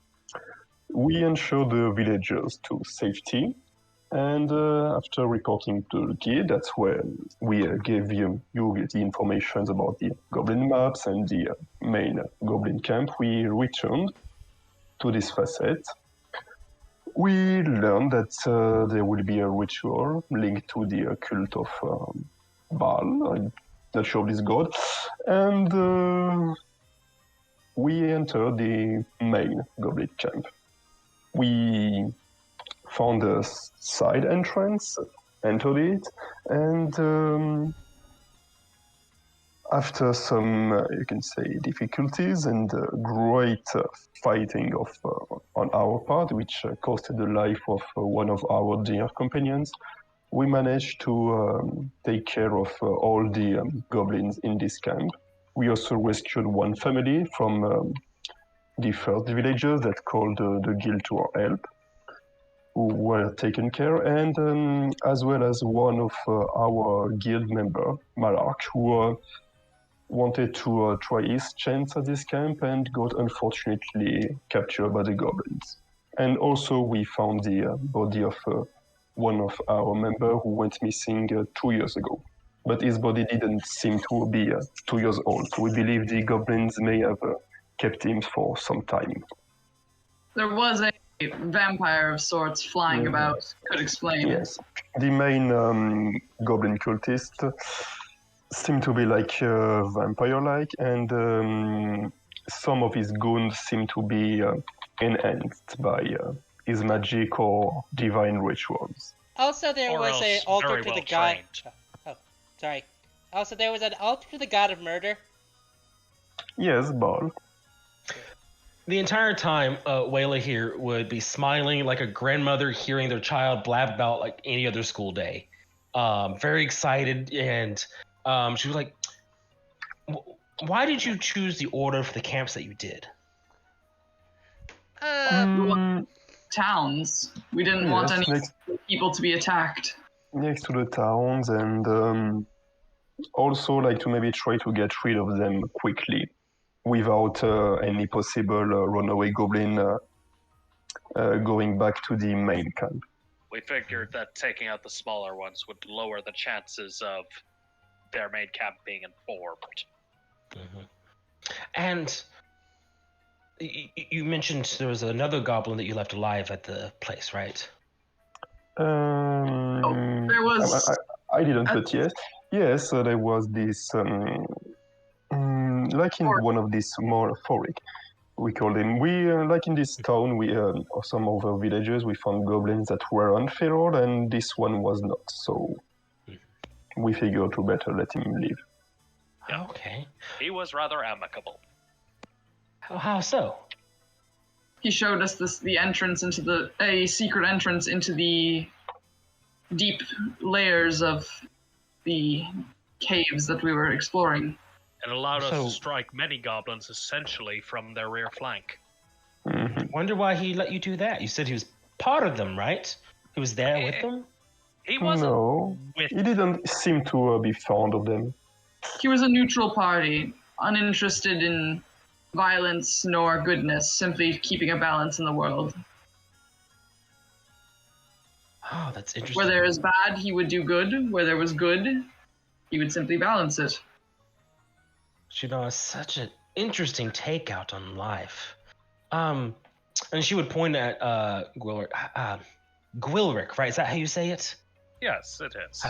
Apologies, I've only seen one other Lockstone my entire life. Your trunk, you guys have sensitive smells, don't you all? Yes, we do. How'd you deal with the sulfur smells there? Largely by keeping it tucked within my garments, but also Phoenix there crafted this little packet of herbs that She would hold her hand out. Can I see it? I hand it to her. Blushes a little bit. She would like open it up and like look at it. Oh, smart. So you'd used mostly the right ones to counter, but for someone such a novice like you are, this is smart thinking for your friend there. She would wrap it back up and then hand it again. Splendid. Such a good story. The entire time Nathan's just like shaking his arms on the armrest.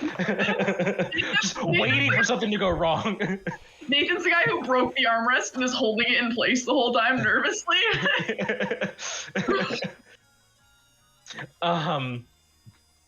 No, like it was like a genuine compliment. Like she didn't mean it in a backhand way. Like she's genuinely like that was smart thinking for Phoenix. Oh no, I'm just trying to figure out why Nathan has such a weird reaction to this lady. Who knows? And she's like, well, that was a good story. You all did a very good job. I want to let you all know that. It is very sad to hear that about your friend, by the way. He chose a dangerous life that very few choose for the right reasons, and I think all of you have chosen it for the right reason. That's why I wanted to meet you in person. Do you know why you were given a tentative bronze rank? Due to not having explored enough facets. Partially the reason, yes. See, there's the normal ranks that you have, but we have a middle one between iron and bronze, and it's for people who join the Adventurers Guild later in life. These are people who retired from the army, wish to become adventurers. Maybe they were druids who rejoin civilization later on in life. It could be for hunters. It could be for mages who dedicated a good chunk of their life to the studies before deciding to join. People who their power spoke for themselves, where they would be on par, if not stronger than someone at a bronze rank, but doesn't have that experience. And this is used for two different ways. One to find the good ones, and another to weed out the bad ones very easily. You want, believe me, how many noble kids come into this guild thinking they can just get all the fame and glory without much of the work. But because it has this thing, we give it to adventurers who have the capabilities to hit above their mark, much like you five did. So, but still don't have that experience yet, she reminds you all. So maybe your next adventure out in the world can be somewhere else. Adventure board updates all the time. I'm sure by the time you leave here, there'll be new things to look at and see. I don't doubt it. Because it's totally not updated right now.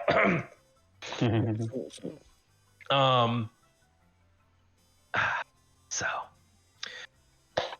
but you all did a very brave, but also stupid thing.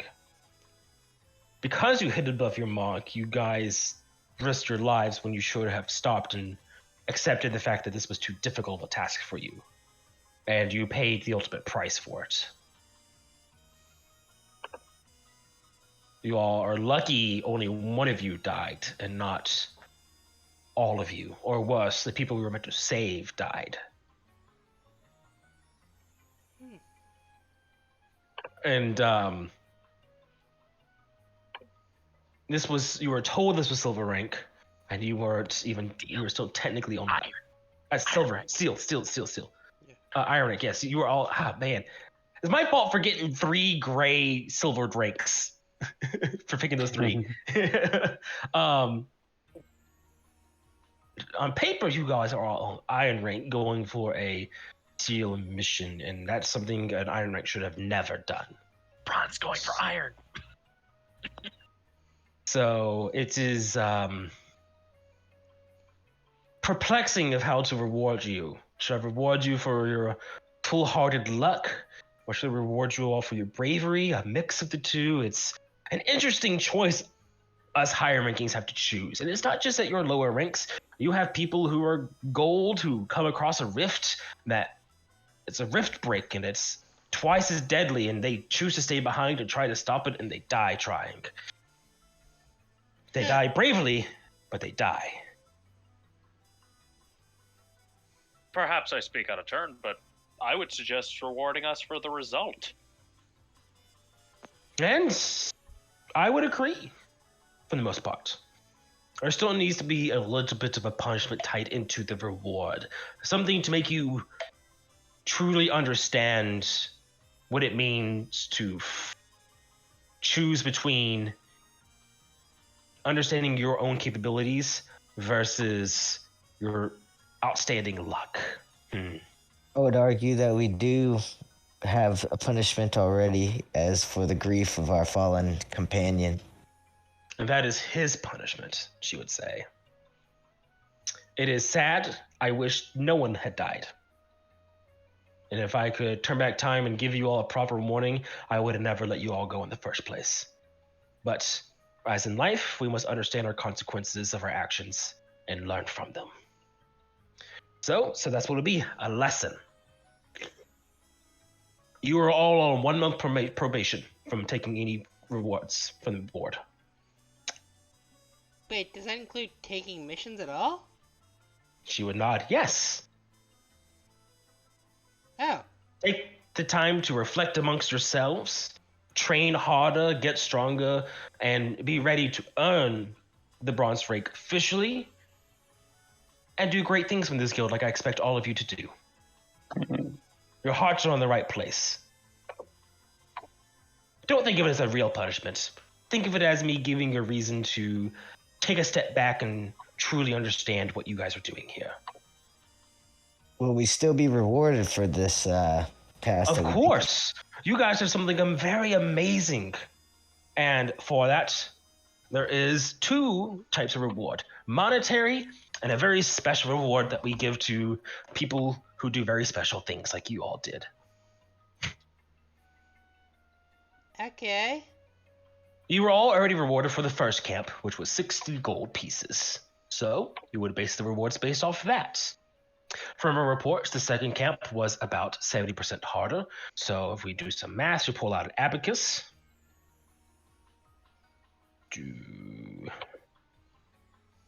We'll round to a nice even 100 gold for that camp. For the one in the mountain, she would do some clicking and things like that.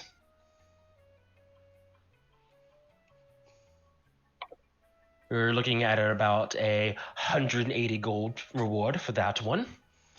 So wait, 70, third one- 100, 180? I'm writing it down, don't worry. Okay. Then she would lick a finger. Now, the third one was interesting. This is the one that was by the city near the edge, right? Correct. Would you tell her about the lightning and everything as well? I would feel like, oh yes, that was rather harrowing. Like, don't you still have scars yeah. from that? Quite a few traps too. Yeah. That shaman was a pain. Doesn't Gorek still have visible scars? I'm sure the vestments cover it up and everything. Okay. Right. But is there, in our travels back, have I noticed any like permanent mark as a result? Of It has, it's permanent. The way it Okay, yeah. looks. So I'll just pull the robe enough so that she can see the lightning scarring. When they were telling she's- while they're telling the story. So if it was during the story, she would have looked at it. She's like, you should get that checked out, maybe. I don't disagree. Phoenix, trying not to be insulted, he's like, I checked it out! So that one with the shaman.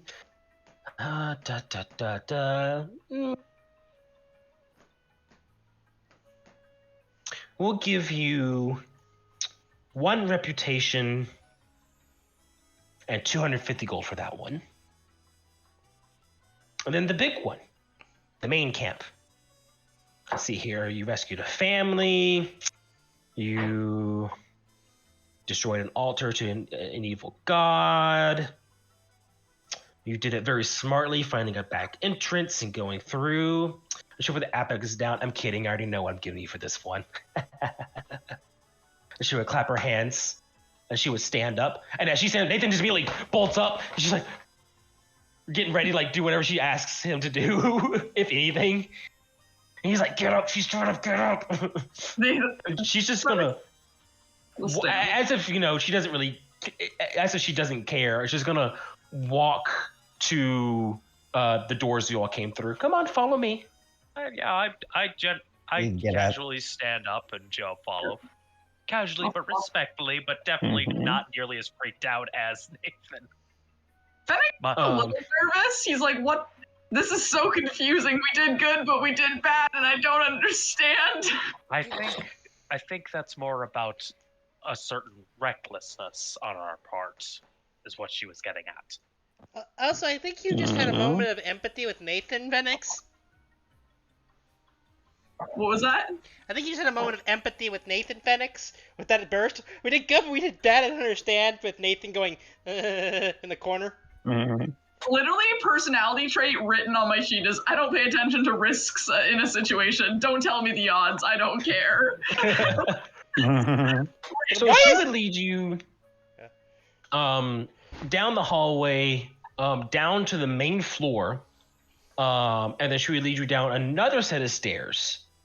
And in this room, it's a hallway, and she would take you to a room where there's this circular disc in the middle of the room. Of course, seeing the room, Nathan would pause, and it's not his nervousness, fearfulness. It's more like shocked awe, like, really? But he doesn't say anything. He just kind of like, this is the first time he hesitates when following her. Like, the entire time he's been like on her heels.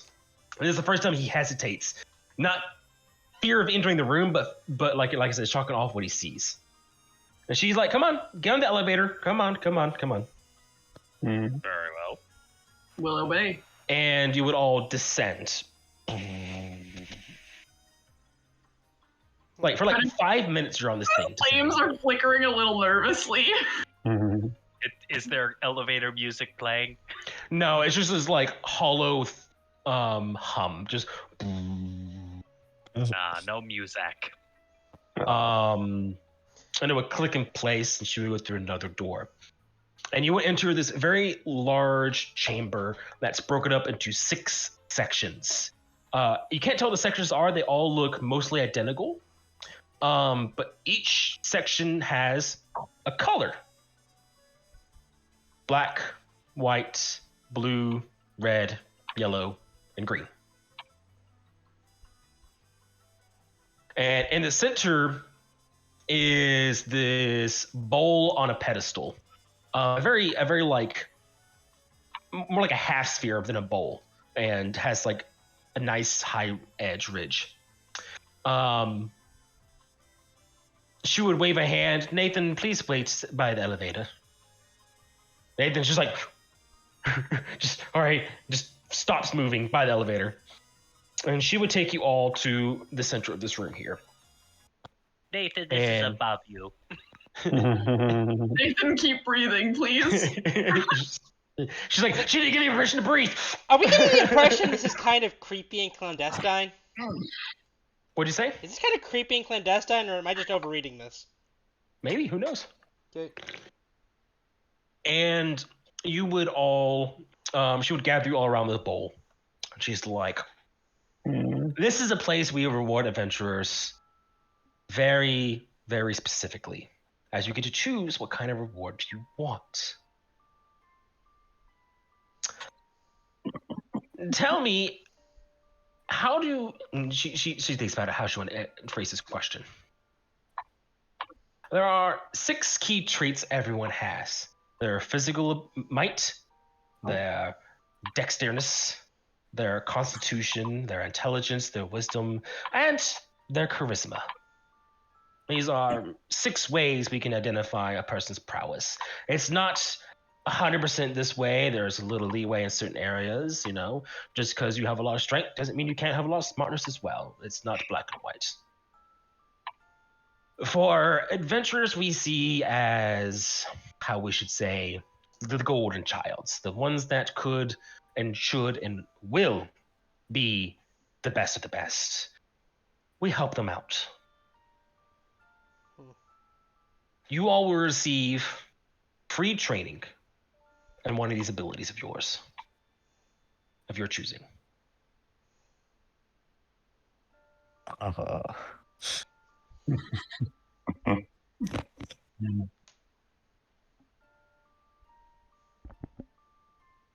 Do we have to choose right now?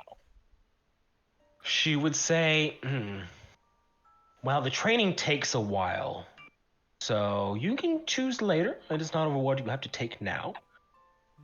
But it'd be a shame if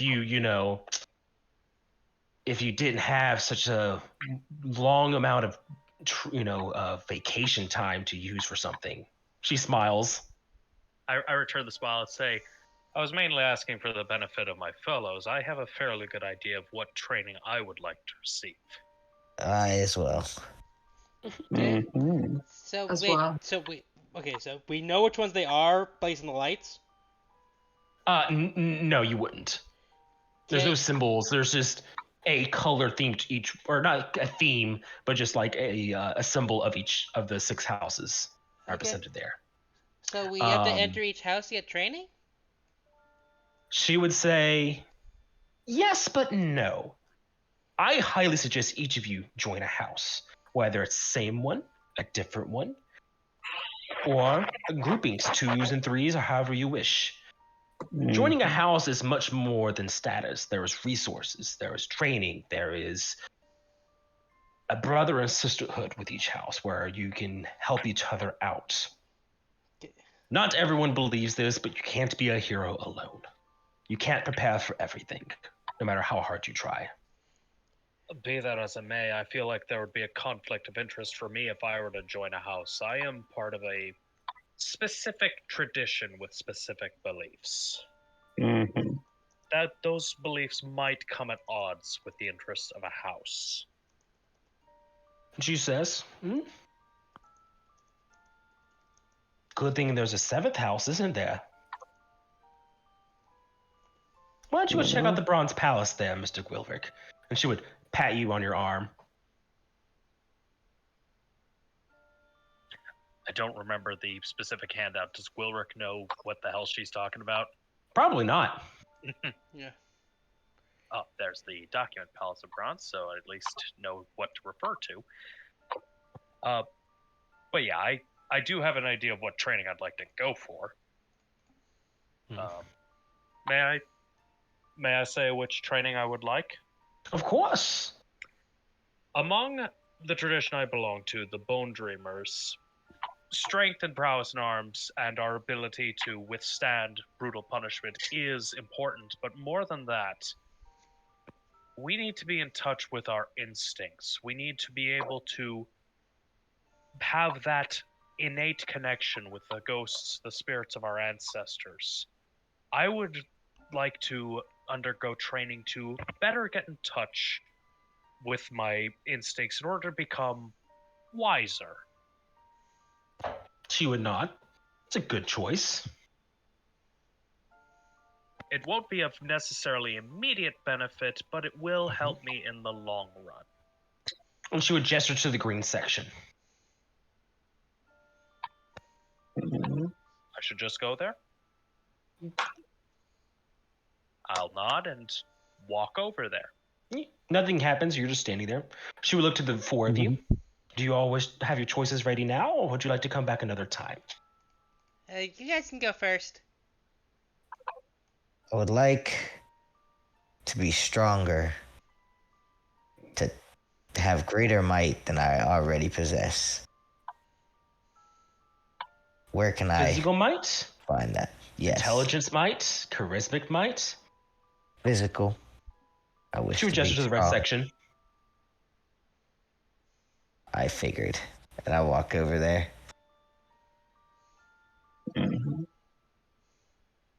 She would look to the 3 remaining people. I would say I'm in a bit similar situation, as in maybe not necessarily wanting to join a new house. I have some, let's say, obligations somewhere else. But for training, I think being more dexterous, more agile, and more flexible in general would be useful. And she would say, you'd be surprised how wide the net each house casts. If it's dexterity you wish to train, she would gesture to the black house. And I go there. There's 2 left. Question for the DM: is this Yeah. the colors of the houses? Is what we choose for stat make us join a house? No, it does not. No. Okay. Me trying to quickly fucking rush read through the house lore real quick because I forget all. No. Now, does each house have a thematic stat tied to it? Yes. But is this you choosing a house? No. And you also remember there's guilds that have house colors crossing over multiple times over. I wish to be more adept and attuned to the earth. I wish to be wiser. I think you should join your friend then. She would gesture to the green section. He will make his way over.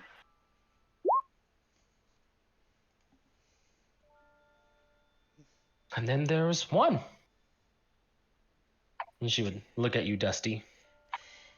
Hi. I think I should probably get better at maybe talking to people. A very apt choice. It's good to both cover weaknesses and double down on your strengths. Just because you're not good at talking to people doesn't mean you're not good at talking to other things. Keep that in mind. She gives a wink. And she would gesture to the blue section. Okay. Just to be clear, out of character, I'm aiming for the charisma house. Yep, blue. Yep. Okay. Going for blue. And she would look at you 5. All right. Have fun in your training, everyone. Mm-hmm. And as she says that, she would reach into the bowl. Something clicks, and your vision would fade. And a week-long montage happens of you getting +1 in your chosen stats. Okay, let me see if I can just get maybe a good montage music. Gonna fly now, probably. Okay, +1. Okay. With joining houses, how would we go about that? So joining house is very, very simple. You say you want to join a house, you go in, you fill some paperwork. Congratulations, you you join a house. Okay, well, within my month, can I do that? Yes. So this is where the session doesn't end here, but this is where we begin your first true sets of downtime.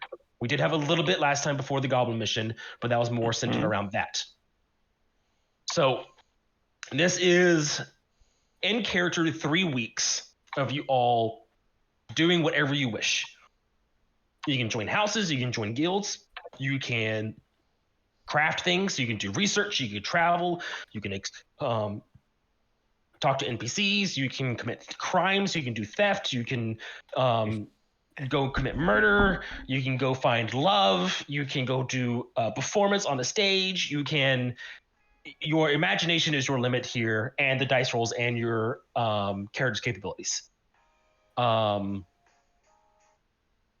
So this is a good time to ask questions of what you want, of what's able to do, and this continues all the way up until next week. And then next week, we will have D&D, and depending upon where we're at, we'll either continue on with things, or we'll do like the first half finishing up downtime or whatever needs to be done. So Andy, you had your hand raised. What is the benefit of joining a house? Well, your character would know each house. There's different tiers into a house and different reasons why people join houses. Different houses have different levels of what's the word I'm looking for? Not rewards, but benefits. As you would know, each house is its own political stance for the Convergence. It is its own wing, its own branch, essentially, political side. But it also represents different things that happen in the world. For example, the Red House are where soldiers are, where warriors come out of, a lot of fighters. The White House has a lot of paladins, a lot of clerics, a lot of healers, a lot of defenders. The Yellow House are crafters. Green House are more gatherers. They are where people do all those kinds of more nature things, maybe. They do some crafting as well, but Greenhouse is the odd man out of the 6 more than everything else. The Black House is less known, but this is where your spies, your assassins, all these dexterous characters type come from. And do keep in mind, each house is specifically, doesn't mean you can't join the Black House and be a warrior. Doesn't mean you can't join the Yellow House and be an assassin. Doesn't mean you can't join the White House and be a researcher. It's just these houses have different themes and things like that. And this is where your characters are going to be able to grow outside of their class. It doesn't mean you have to join one of these houses specifically. It's just this is I don't want to say easier. That's not the word I want to use here. It's a very clear message of what your kind of character aspect would each house join. Your characters won't get to the point where they're going to take charge or do all that kind of. Can they influence things later on? Absolutely. That's going to become a big part of this campaign. Hopefully, if it gets to that point, is politics to a certain extent. And what can I find out about the 7th house that was recommended to me? So as the handout says, that's like the free public knowledge. If you wish to do more, you can do research into it. I mean, it's not going to be my Groller's priority, first of all, during this downtime. First thing Groller wants to do is look into traveling back to his home facet, because he needs to have a talk with. Absolutely. And that's very much due. Phoenix, if you wish to go talk to that druid person, this is a good time to do it as well. If people wish to do training, you won't be able to do stat boost training. Stat boost training is something that's going to be rewarded throughout outside of your level 4 things. But this is just a very minor reward that you guys could get for doing outstanding performances. I, as a DM, did not expect you all to do this. So this is me rewarding you all with a very powerful reward, game mechanic wise, which is a +1 stat boost to your choice of your stats. As to the stat, not the bonus, right? To the stat itself, yes. So it's if you have a 13, it's now a 14. If you had a 12, it's now a 13. Things like that. Dusty has I don't want to say an unfair advantage, but has an advantage of my DMing style and how downtown works. Please don't be afraid to ask questions, even if it sounds dumb. If it's something you may not exactly do, if you're just trying to get an idea of what you can do, ask. I would rather you not feel like you can't do something versus you feel like it's too out of reach. You know what I mean? Are you gonna do this with points like the other times, or is this gonna be more? No, it's more story influence based. Gotcha. Yeah. I mean, for the reasons that Gwilrick mentioned, he's not really going to be inclined to sign on with any house simply on the principle of, I am part of my own tradition here. I already have an obligation to this group, to my people. And if that's your character's choice, that's not a bad reason by any means. There's ways to do things outside the houses. The houses aren't the all end all be all. It is just a option. It is a solid option, but it is just one of many options. I mean, as a secondary thing, Gwilrick will look into the Palace of Bronze, but does not expect to join based on what's said about it and just the houses in general. Yeah. I'd like to go down to the Red House and fill out that paperwork. Sorry, I know I asked this, but I'm still kind of confused as to why we would sign on to a house. Like what that does, what the obligations are, and what the benefits. So, okay, I'm gonna talk a little DM to player here. All right, Yeah. just to help you out. So, within a house, there's tiers, and for every tier you go up, there's benefits. You can get trainers for special abilities that not really class specific, but like just extra. So, have you ever heard of like Paragon classes or going above level 20 or those type of things in D&D before in RPGs? I'm just curious. Not in my 3 years, no. Okay, so I, as a DM, like to reward my players with hard work with themed things that happen to their character, whether it's special powers, NPCs, items, spell scrolls, lore, story events. If your character has worked towards something, I will allow your character to eventually be able to do that. For example, this is just off the wall shooting. I'm not saying any of your characters do this.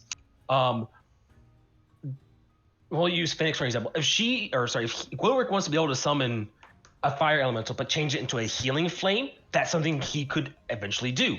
If Dusty wants to be able to physically summon the spirits he's talking with and have them help, that'll become an ability he can do outside of his bard class. If Gwilrick wants to get an upgraded rage ability that's more centered around his family and his tribe and everything like that, something he could do. If Caius wants to be able to get a second or third, fifth brother he can summon and clone, that's something he can eventually do. It's just these are options and things you can do. And the point of the houses is I don't want to say, like, again, I don't want to use the word easy, but a very straightforward way of, okay, I want to do something that's strength based. I want to, be stronger. Okay, what better way I can do that? I will go to the Red House where they give me training of how to fight physically. Okay, I want to be able to craft something really amazing. I would join the Yellow House and be able to make things amazing. I want to join the White House because I want to do something on par with the paladins and stuff like that, or clerics and things like that. It's just a direction you could go. It's not the all end all be all. A lot of things you're going to get is going to be outside of that, especially for barbarians and druids, because the houses are more civilization structured. If you want to get something more natural outside of that realm, find a different way to learn it, find a different teacher, find a different source. So yeah, that's what I'm trying to get at. Does that help you understand? Yeah, it does. Okay, good. I'm good. back. I started rambling. I'm like, shoot, I'm rambling. Let me try to make sure I'm not No. confusing It you. all made sense. Okay, I'm back. Sorry, my mom called. Okay. Just to reiterate real quick, Hugo, I was explaining the purpose of the guilds, and did you hear any of what I said at all? What's the last thing you heard? Absolutely not. I Okay, had a cool. question about the guilds. Yes. Go for it. Yes. Would I be safe to say that Charles is part of the what is it called Whispering Black guild? No. So no one here is No? a part of any guilds right now or any houses. Yeah. Okay. No, I Now, thought with Thieves Guild it was do this one.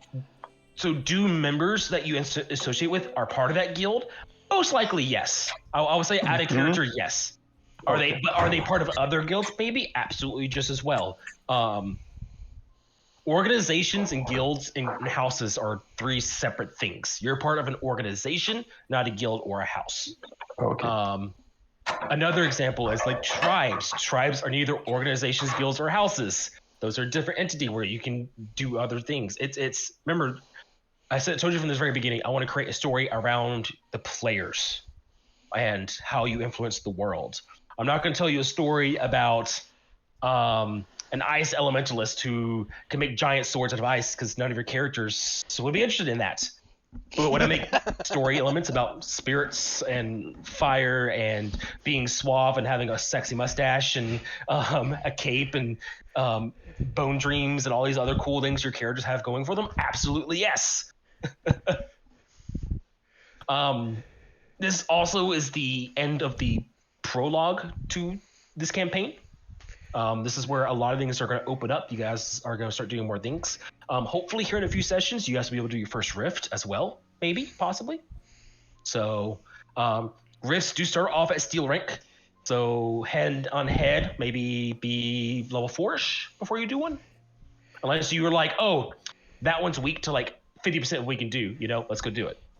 So like it's a wood rift and you have fire elementalist person here. Oh. Or it's a fire one. Hey, you got someone who's resistant to fire damage. Let's go. Piero is immune.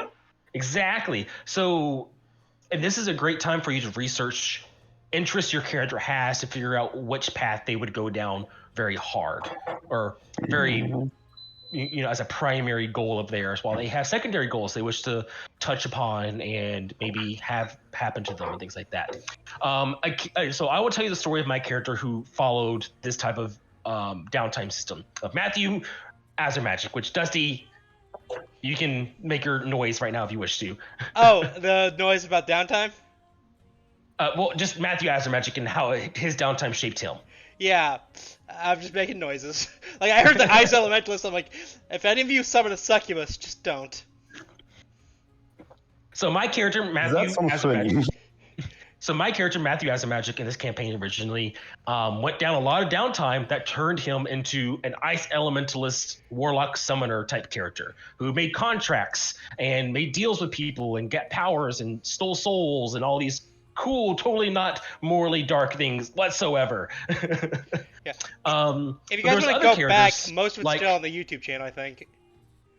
Yeah. There's other things like Quincy, he did some face stuff if I remember correctly. Yeah. Or a lot of astral things. We're not doing soul magic. Soul magic's banned. Oh yeah, no, soul magic got ridiculous in that campaign because it got to the point where Dusty was like popping in and out of reality, and then another character made a sequel campaign and basically made Dusty the Grim Reaper. Mm-hmm. Sorry, Quincy, not Dusty. Oh yeah. Same last name or same end of the name. Yeah. There was another character who was doing runic, which is also banned. Yeah.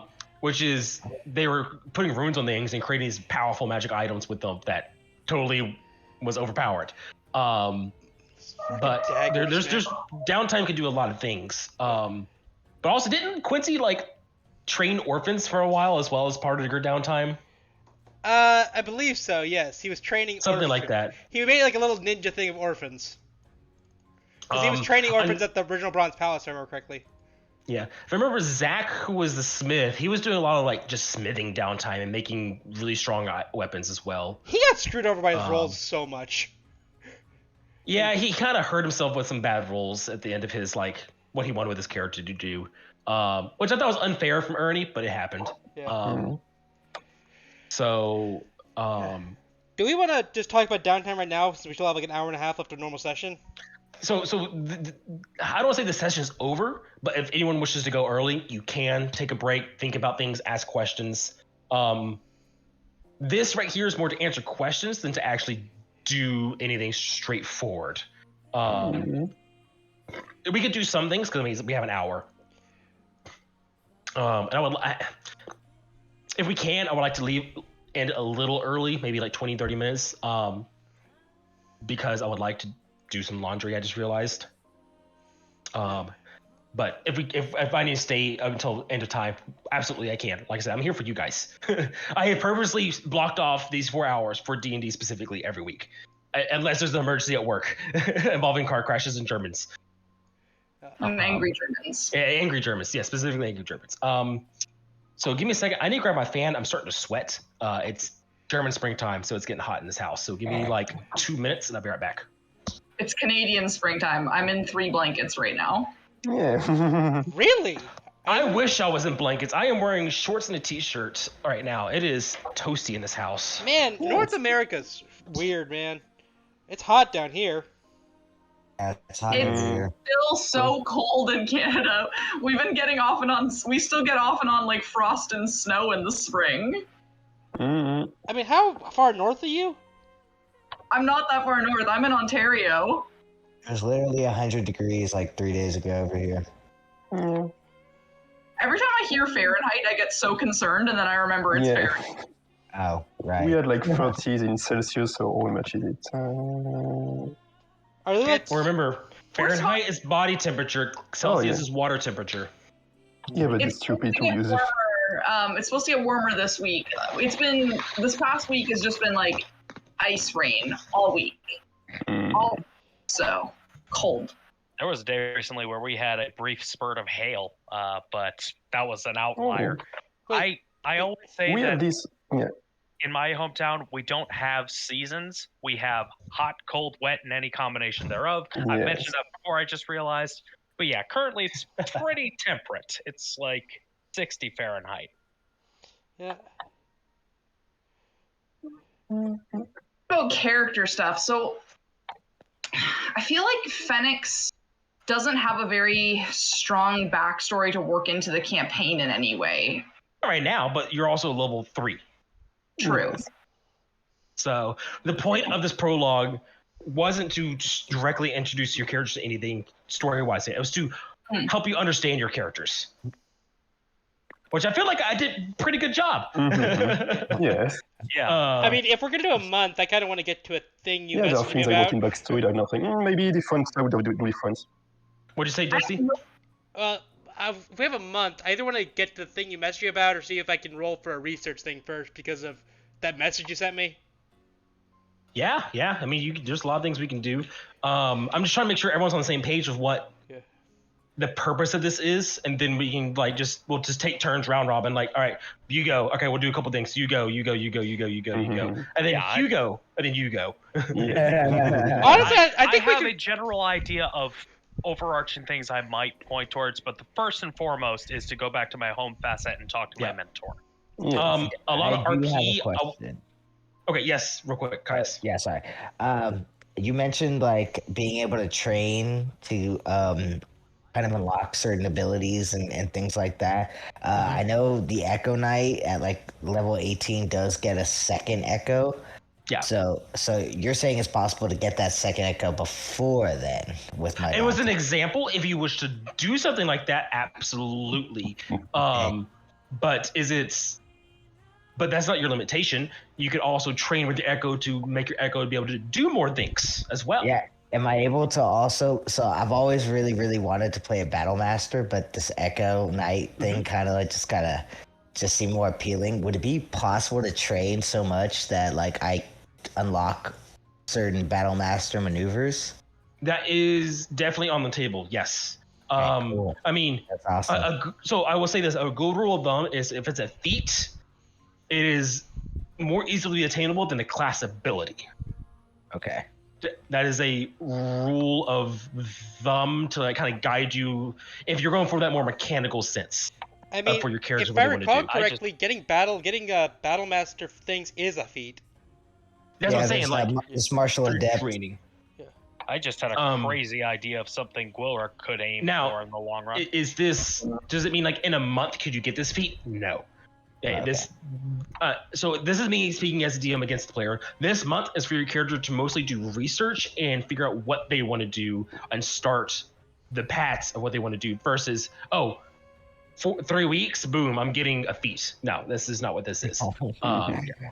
Don't restrict yourselves to a feat. That's just supposed to give you ideas and guidelines of what is obtainable early on. This is like, I'm throwing a number out here, don't take my word for it, but like level 5 and 6 kind of ideas. Once your training catches up. Not like your character reaches level 6, boom, I get a free feat. It is storyline wise where I have in my head and this mental map that I totally never write anything down on of like, okay, by the time they're level 5 and 6, they should do some fancy things with their training and like their character research and things like that, and you guys would start getting things. Would it be exactly what you want? Maybe. Is it something more, something less? Also maybe. Because I mean, I'm not psychic. I can't predict what you and your characters will do. I can't predict what dice rolls will do. So think of it as like the One Piece time skip type deal, if you want to go that angle as well. Man, everyone's getting boob outfits. Or the Goku and the hyperbolic time chamber. I don't know. I'm just giving random examples at this point. I found a good article. It's how to make a revolution in D&D. So, I like I said, I just had a crazy thought for something Gwilrick might work towards eventually. I don't know when it would happen, but like working towards a state of connection with the ancestors such that his rage becomes less of a rage and more of an ultra clarity, where either his wisdom bonus would factor into his rage bonuses somehow, or his rage bonus could be added to his AC as well as his damage. I don't know. Just that's the general thought. Okay. I'm not solid on that. It's just where I can imagine him going. The world is your oyster. Again, if you wish to say things in private and DMs because you want something to maybe a bit more surprise to your party members, that's perfectly fine. So something I did want to mention, roleplay, let's try to limit it through the Discord messages for 2 reasons. One, we don't have an hour here, and I don't want to like just stick with one person with roleplay for like 30 minutes and like, oh man, I didn't get to 2 other people. That's really unfair. And the other thing, it would just allow me to formulate my thoughts better of how to answer your questions as you're asking them in text. And I could do all at once that way as well. So cool. All right, Dusty, let's go first. You finish your training in the Adventurers Guild, your 1-week training montage of how to be a bit more charismatic.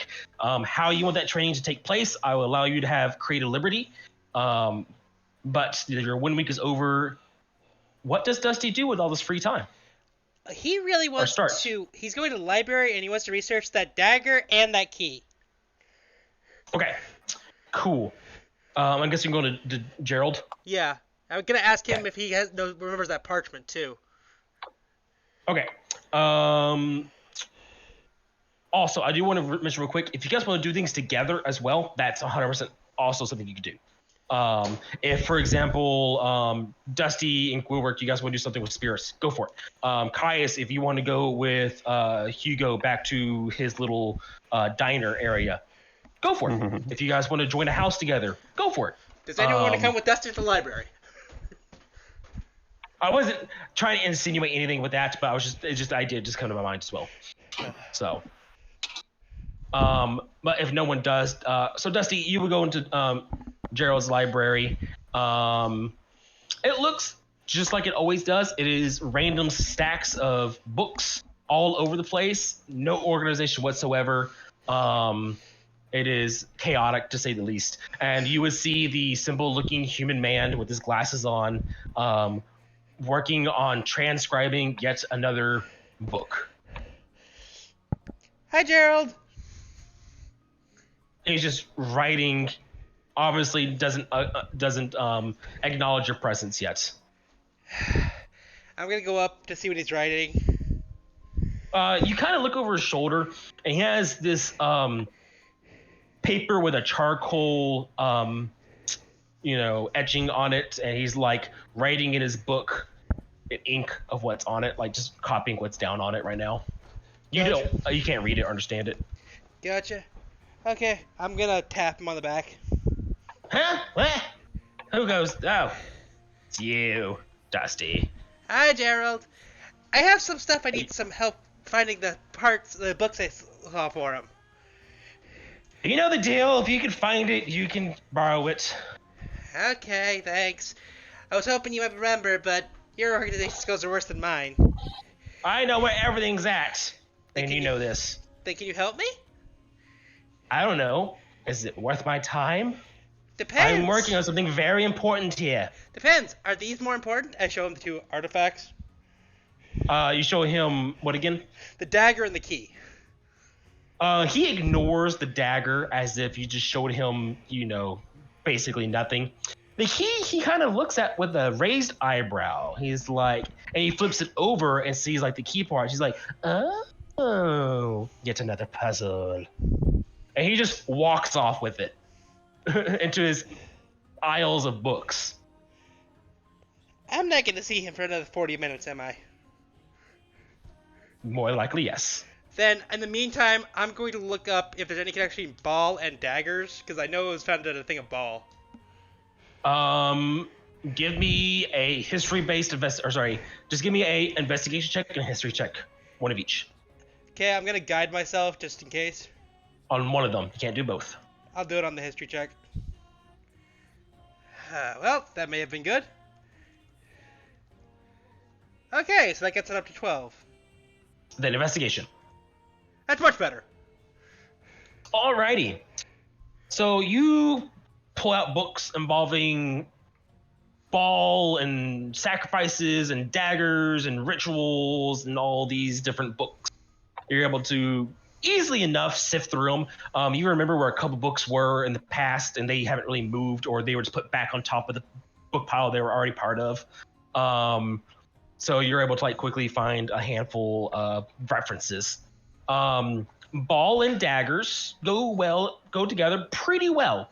We're not talking about chocolate and strawberries could go together, but we're talking like eggs and muffins. Bacon and toast. Pretty solid choices together. Because ball's the god of murder, and there is the symbolism. The closer you are to the thing you murder, the more personal it is, and the more murderous and evil it is. The only way you can get closer is strangle someone with your bare hands. Gotcha. So do I see anything that looks vaguely like this dagger in any of the manuscripts? So as you narrow down your searches more specifically to rituals of ball and sacrifices, daggers are used a lot. They come in different shapes, sizes. Physical appearance seems to vary, but it's what's on the dagger or how the dagger is used seems pretty standard. You need the more innocent your target, the better. You murder them. There's a ritual involved. There's the books detail specifics, but verbally, there's no reason to go over them. Just know that your character would know that if the need rises again. You would know gods in general enjoy sacrifices. Now, it's not always blood human sacrifices, but it could be sacrifice of knowledge, sacrifice of your personal time, sacrifice of gold, sacrifice of rocks and ores. And Ball likes the blood of innocents. And because of that, the more you give to a god or being a power that you dedicate to them, they can reward you. And Ball is known to give his chosen followers rewards that help them commit more murders. Okay. Which kind of sounds like what your dagger does. So it's like the dagger would get more powerful if I murdered somebody. That's what I understand. Mm-hmm. Oh, this thing seems very dangerous. Maybe I should give it to someone else. Is that all I find? In that realm, yeah. Okay. He gonna come back anytime soon, or with that key, or not? You finish your research and he's nowhere to be seen. It seems like he's still gone. He hasn't left, you're pretty sure. And you know Gerald doesn't steal things. It's just when he finds something interesting, he's going to go down 17 rabbit holes until he resurfaces.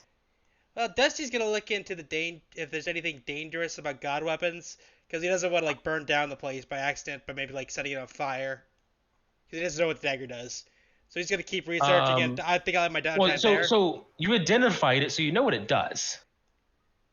Yeah, remember? I remember I know that much, but like the other part of the message says I didn't know the other part. I'm trying to figure out how I could in character find that out.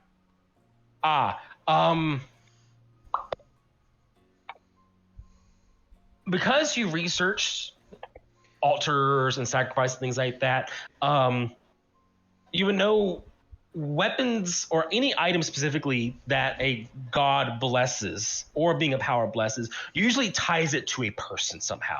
Now, it doesn't mean necessarily it's cursed or it's soul bond or it's, anything like that, but it's tied to them somehow.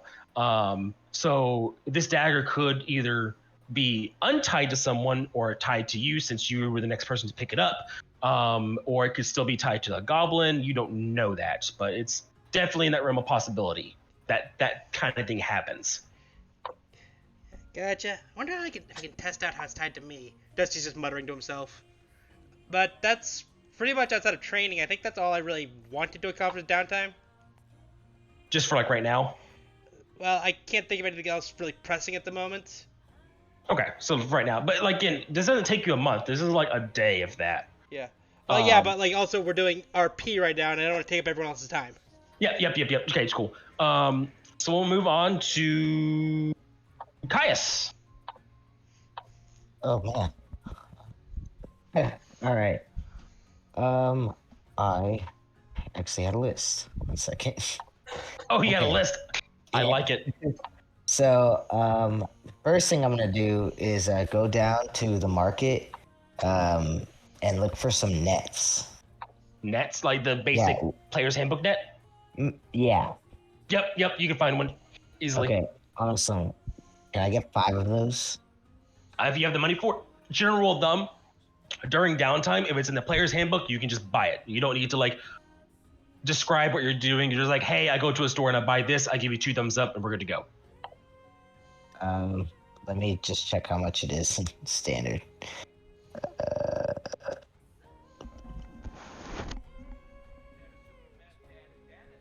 Yeah, they're 1 gold piece, so it's 5. Yeah, so just if you have the money, go for it. All right, awesome. And then the next thing I'm gonna do is go visit what was it called? The Red House of Virus. Yeah, all right, let's go. Yeah. All right. Red House of Virus, also known as the Sword of Pentecost. Cool. All right. So, all right, I'm guessing you're going here to join. Is that what you're trying to do? That is the plan, yes. All right.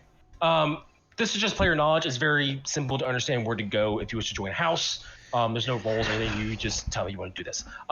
So you would go to the section of the convergence where the Red House representation is. And compared to the other houses for their representation on the convergence itself, each house has its own facet, by the way. But on the convergence part where the Red House is represented, the main area very much looks like a what's the word I'm trying to think of? Not Persian. Arabic? Egyptian. Or Egyptian. Yeah. It's very Egyptian style. A lot of open airspace. A lot of large windows. A lot of silken curtains and things like that are present, and a lot of open space in between buildings as well. But you would go into the registration hall. There would be a couple little lines for you to go down into and sign up. Information is very generic, almost one for one for what you did for the Adventurers Guild, basically. I'm assuming you filled everything out truthfully, Yeah. pretty much. Yeah. Cool. Would you include your history as part of the army? I would. Okay, good. As you turn your paperwork in and it's looked at, the secretary, who is probably half elf, it's kind of hard to tell with the hair covering the ears, but very angular face. She would look through it all, make sure you fill in boxes. You may have missed one or two things. She'll help you fill it out real easy enough. Very much not like the DMV at all. It's a very helpful place. And they will stop on a section where you filled out like your background and that you have military history. And she would ask you, what rank were you in the army? I was, but infantryman. But you were in it. Were you just honorably discharged? No, I left. Okay, that's good. That's actually very good. You get to so hold on one second. Let me just make sure I get this right. I'm a little newish. I've only been here for a couple months. And she would like go to a drawer and pull out this binder. Looks like some type of like rubric of some sort of like certain rules or like exceptions or something like that. And she'll flip through a section and she'll read it. She's like, yep. You were in the army, so you get to skip the initiation phase for joining the Red House, she says. Oh, yes.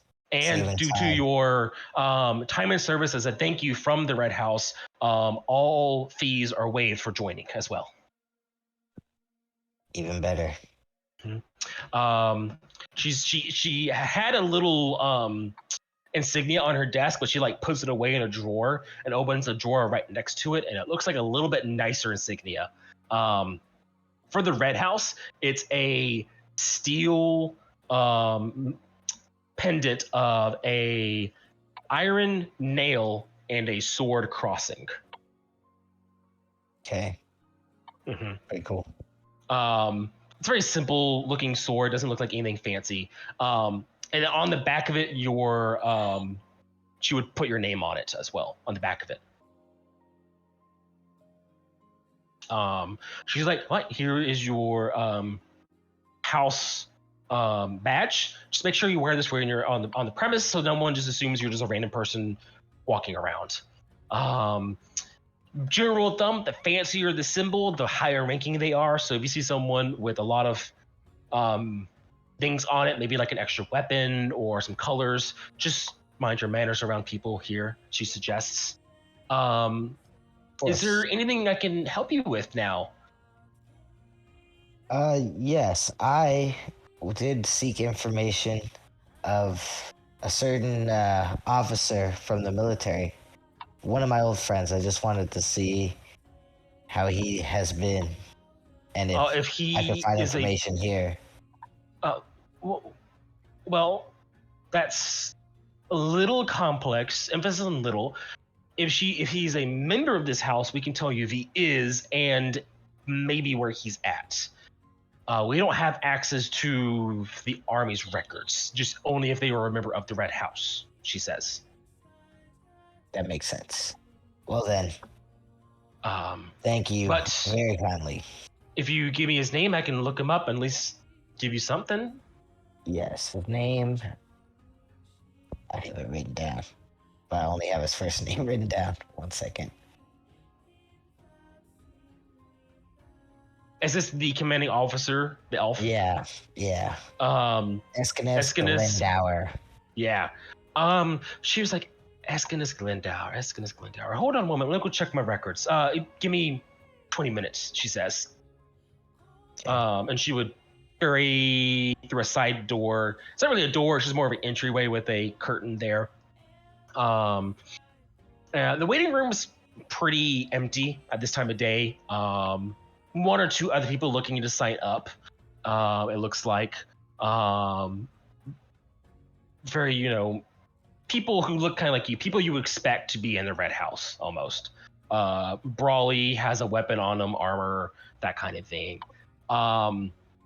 She would come out less than 20 minutes later, more like 12, less than 15 minutes, more than 10. And she would wave you over back to her window, basically. Walk on over. And she'd be like, well, I got good news and bad news, she says. Okay, Which we want first? I'll take the bad news first. He is no longer a member of this guild house. Well, does that mean he's dead? Well, that's maybe we don't know. Okay. This Well, is then where what the is good the good news comes news? in. Okay. He was kicked out of the house, which means his record is fully open for anyone who wishes to find him and bring him back because, well, he's a criminal now. Yes, I would like to have access to this record. How can I? She hands you a folder. All right, awesome. Here's a copy of it. I'm sorry Thank about you. your friend, though. I hope once you see what he did, I hope you don't see him as a friend anymore. He's not a good man. I will let myself kind of come to that conclusion, but I thank you so much for your help. And I hope that you'll hear of me and of my deeds very soon here. She smiles. Well, it is the Red House. There's a lot of good people here who do a lot of deeds. I'll just bow and kind of walk away. All right. And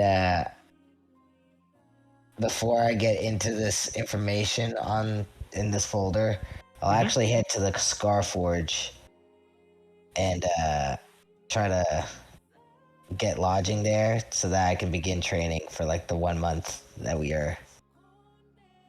Cool. Yeah. So since you remember the Scar Forge, they have air quotes lodging where it's cots with 40 other cots in a room and a footlocker. very reminds you very much of your military service. That's all I need. Yeah, exactly. So we're gonna move on. Who wants to go next? Annie, Charles, or Gwilrick? Who wants to go first? Not me, because I have no clue what I'm gonna do. Outstanding. All right, Gwilrick or Charles? I also made a list, so I can wait. Gwilrick, then. All I would be doing is, going to the port or whatever the equivalent of is, and getting passage back to my home facet. Okay. That's the first thing I do. So you would know getting transport back to your home facet is tedious. Not difficult, tedious because, well, only once a month does a ship come back and forth. Maybe more than once, but there's a dedicated one monthly that comes by. However, you are in luck. There's one that's going to happen in 3 days. Excellent. Getting back is going to be annoying, but give me a quick D20, just a flat D20. A D20. Okie dokie.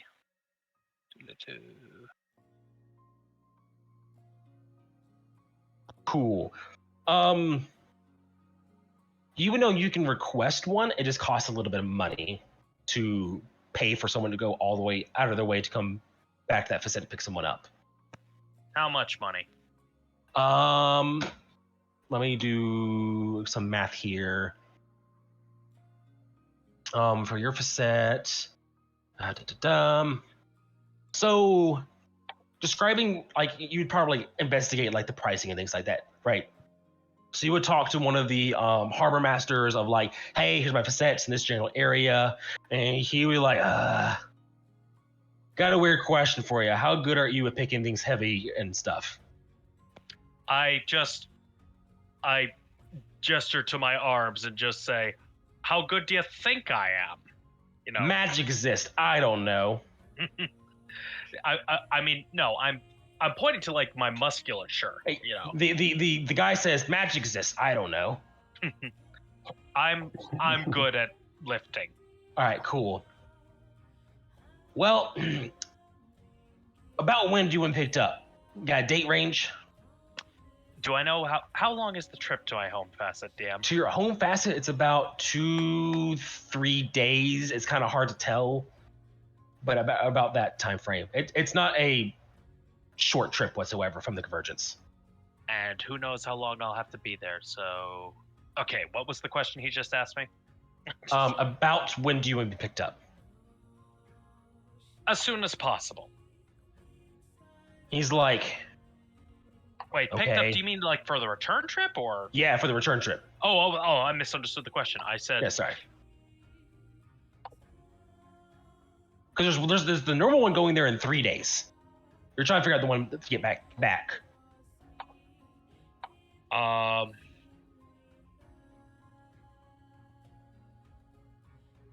That's the thing. I don't know how long I'm gonna be there, depending on how things go with my mentor.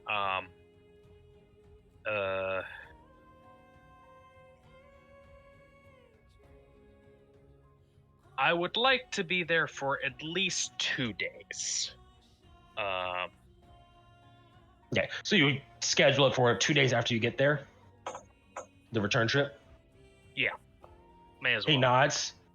All right, let me look here. He goes through some files and logs. Do you want to get back to the Convergence quickly, or do you mind a detour? Depends on how much of a detour.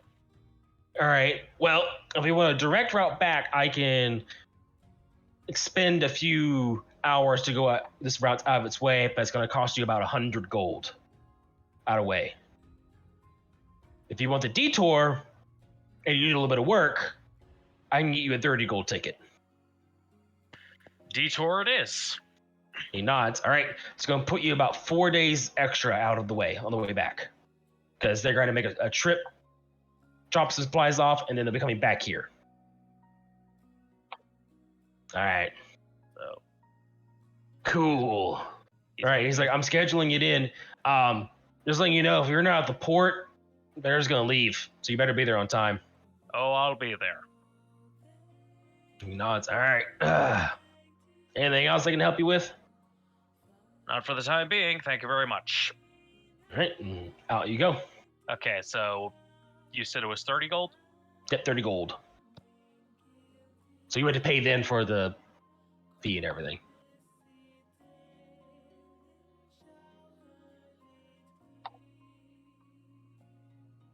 Alrighty.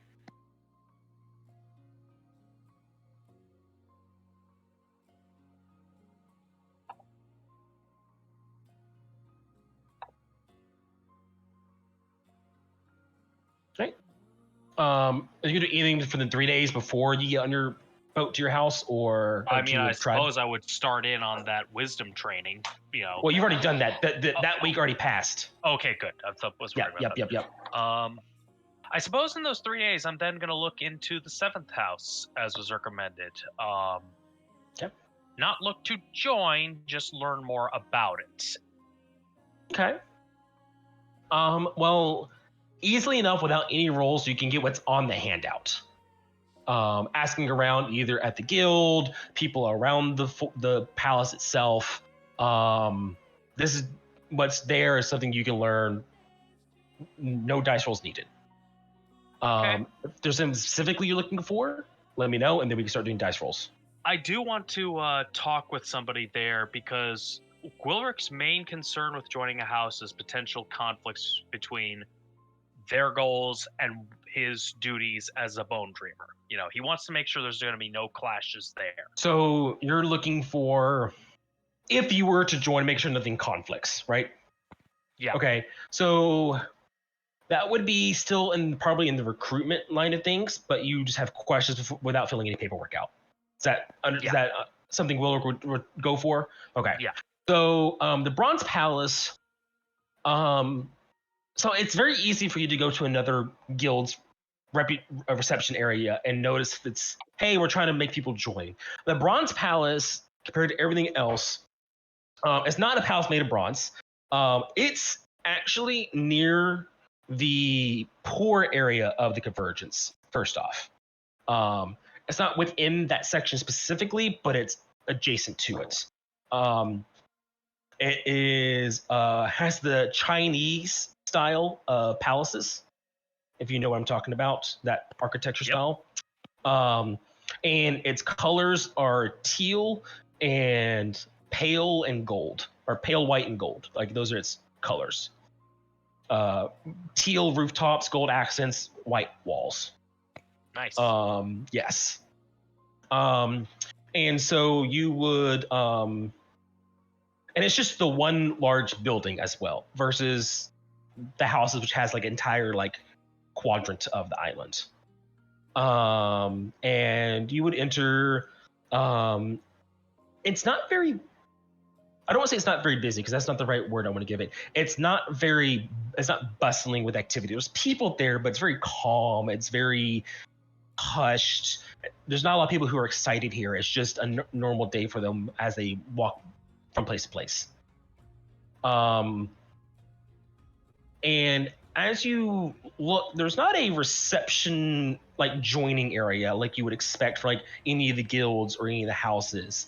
There is a front desk area though, but it looks small. There's only 2 people there, but there's no one else there right now in line or anything. Yeah, I'll just go up to the desk. I'll just say, hey, I'm here on the recommendation of one Wiola Claypaw, but I wish to speak with somebody about potentially joining. So sitting there is a pale blue-skinned tiefling.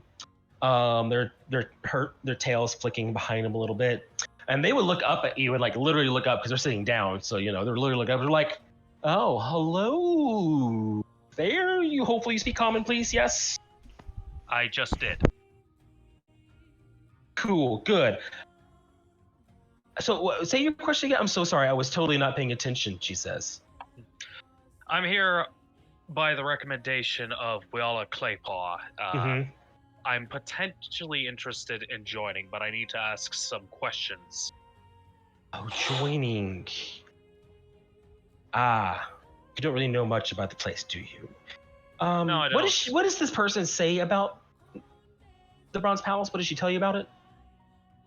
She didn't tell me too much specifically. She only recommended it in response to some concerns I had about the notion of joining a house in general. Then you're in the right-ish place, she says. Where to start? You just have questions, general questions. Okay. I can help with that. Let's go in a sitting area so you're not standing here, she says as she like just looks at you towering over her. I just give a small smile.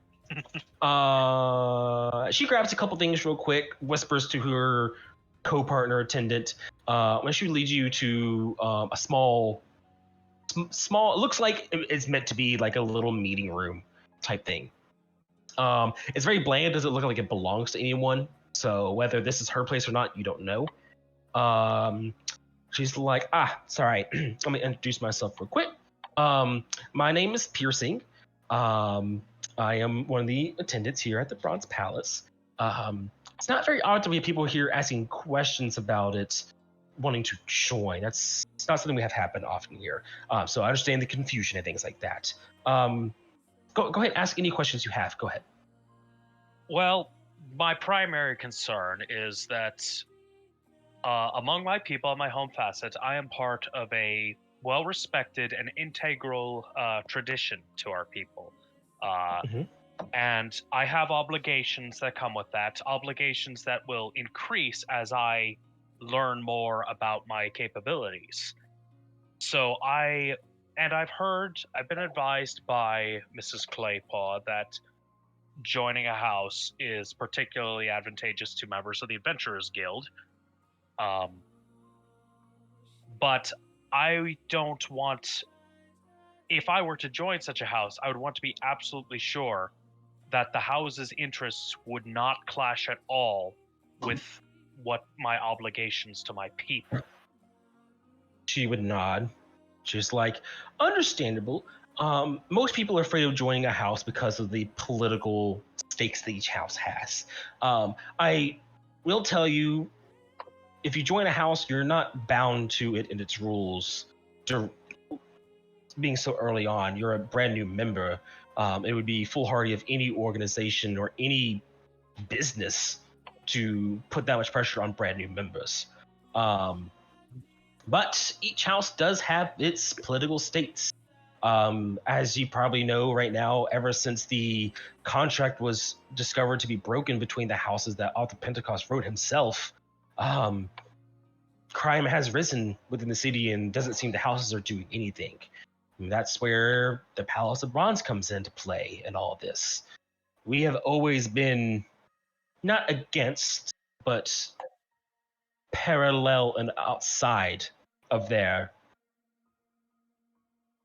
how I should say, government. Best word we could say in this case.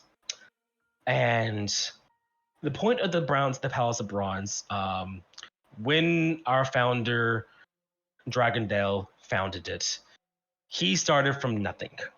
He collected literal copper and bronze coins hundreds of years ago, thousands of years ago even. And he created a name for himself from that. He didn't have the stakes and the friendship of Author Pentecost all those years ago. God's rest his soul. The house leaders have done great things over the years, but with the way things are right now, people don't feel safe. And we are slowly starting to get more associates within the palace. By no means will you be able to not avoid, or sorry, no, by no means will you ever be able to avoid possibly cross-contaminating, or not cross-contaminating, that's not the word that they almost use, crossing interests. That's always going to be something unless you find something that has similar enough interest to what you value most. I would say the palace values individuality above all else. We are a group of many uniques. Much like Dragondale was all those years ago, he was a unique person who found his own way in life. We help each other find their way in life here. Whether it's through strength, through knowledge, through research, through contacts, through whatever it is. But with that, though, you are still tied to the Palace of Bronze, and other houses may not like that because you are outside of their system. So if you were to try to join a guild, you may get some press back from other places. If you are trying to work with them, you might get pressed back. So it may be the best choice for you, but if you're trying to do things that involve the houses, it's also going to work against you, she says. This is just something we tell everyone who joins, that, especially if they're an Adventurers Guild member, like you say, the Adventurer Guild is funded by the houses. Do we have Palace members who are also Adventurer members? Absolutely we do. But there's something to keep in mind going forward, that it is a double-edged sword in joining us. Does that answer your question? Well, you refer to a double-edged sword, but you put mainly emphasis on the edge that would be potentially cutting me. What would be the potential benefits of joining with the Bronze Palace specifically? For a lack of better words, contacts and resources. Each house has a specific thing it does. I can give a great example, would be the White House. As you progress to the White House, you gain access to more holy relics. You gain access to more information of old ruins or sites of power related to different gods, where you could go and get bestowment of blessings from your deity. Now, the White House doesn't only do things with the gods, they are the shield of Pentacost. If you wish to get training in a heavy armor and shields and things like that, you would also join the house for that. There's a lot of things that house specifically does. I'm just using it as an example of the very few things it can do. The Palace of Bronze has no limitations. You can learn and have contact with anyone with anything. There is no affiliations here. You are you, and you find like minds, and the older generation helps the newer generation progress better and faster and safer. Dragon Doll started off with bronze coins. 10 generations later, it was the next type of coin. They were able to get better jobs, better training. They started off better with the previous knowledge. The next generations progressed better up to here we are now, thousands or hundreds of years later, not thousands of years later, where now people who join doesn't have to struggle like he did in the beginning. I am young for my people, and I will live a long time, assuming I'm not killed. So I can certainly see the value in that, as well as the value of contacts can never be overstated. And also think of what you will leave behind in the future as well. If you forge your own path, eventually branch off for someone else's, think of the future generations you're helping as well. Future generations consideration is definitely an integral aspect of the tradition I am part of. So there's definitely compatibility there. And as for the notion of, other houses and guilds probably being less favorable to me, that is either in line with or could be counterbalanced simply by the fact that my people are still fairly new to interacting with Convergence. So she would just smile softly at this news. Well, it sounds like you have a big choice to make then.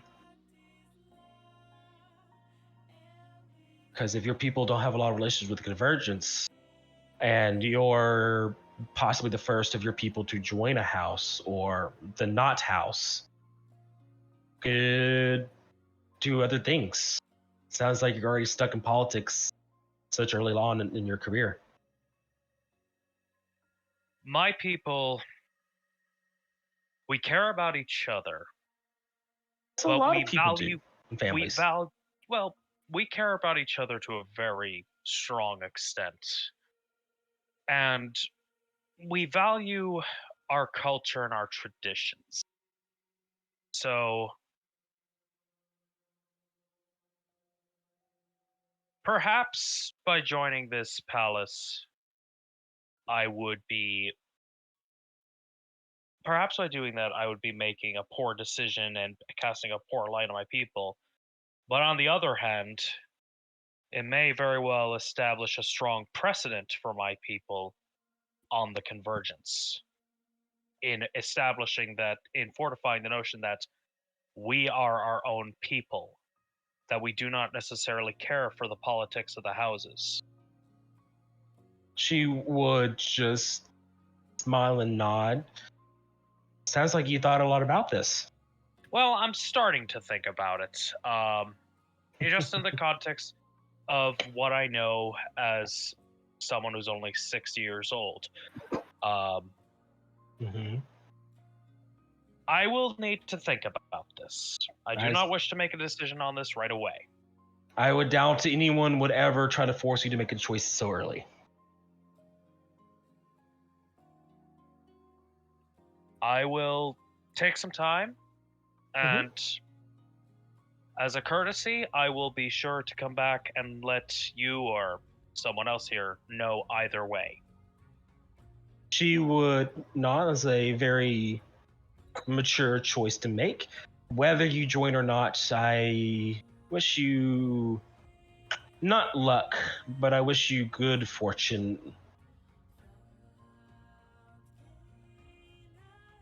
Much and that's whichever choice you piercing, she would say, and that whatever choice you make, you can sleep soundly with it.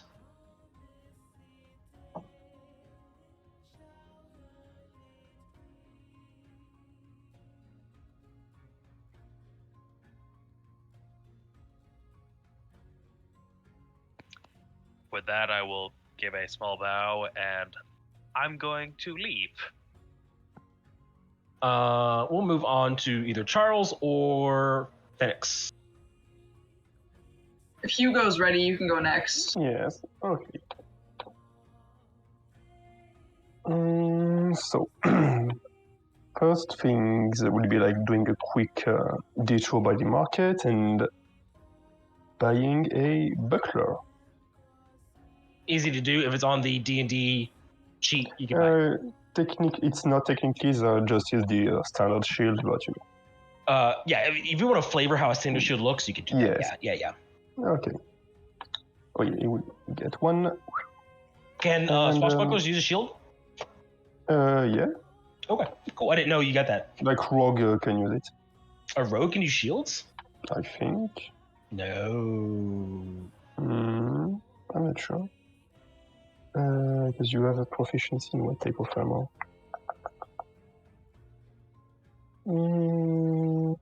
Rogues don't get shields. Yeah, just light armor. Yeah. Yeah. And then swashbuckler doesn't give you shields either. It's in the name. It should be. Yeah,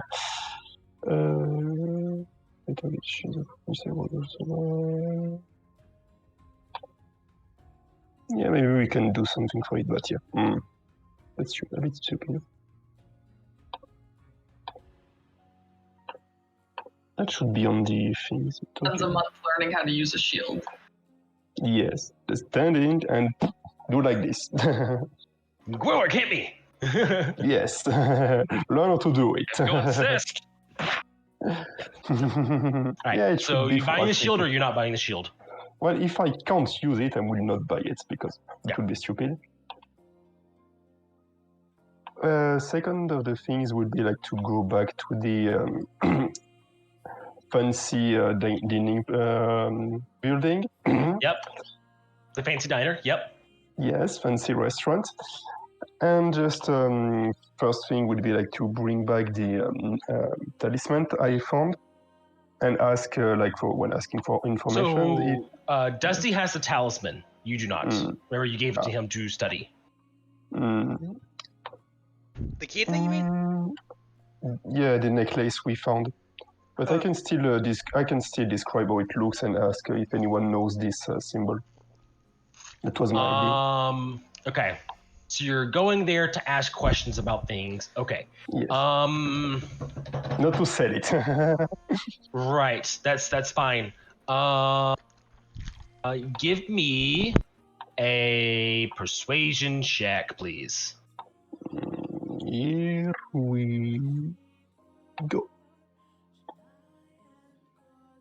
Alrighty.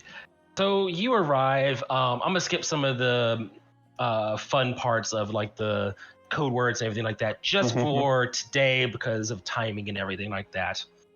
And you're able to go to a similar room to where all the items were, but it's it looks like it's a wine cellar. That's where you're at, where you're led to eventually. There's cubby holes for wine bottles and kegs and things like that for all those kind of things. And there would be a, hold on, let me figure out who is going to be there real quick. There will be a tabaxi with tiger print fur, but snow leopard print fur. And there he would talk with a bit of an accent, but I'm losing my voice a little bit here, so I'm not going to do it. He'd be like, are you here to taste, or are you here for something else?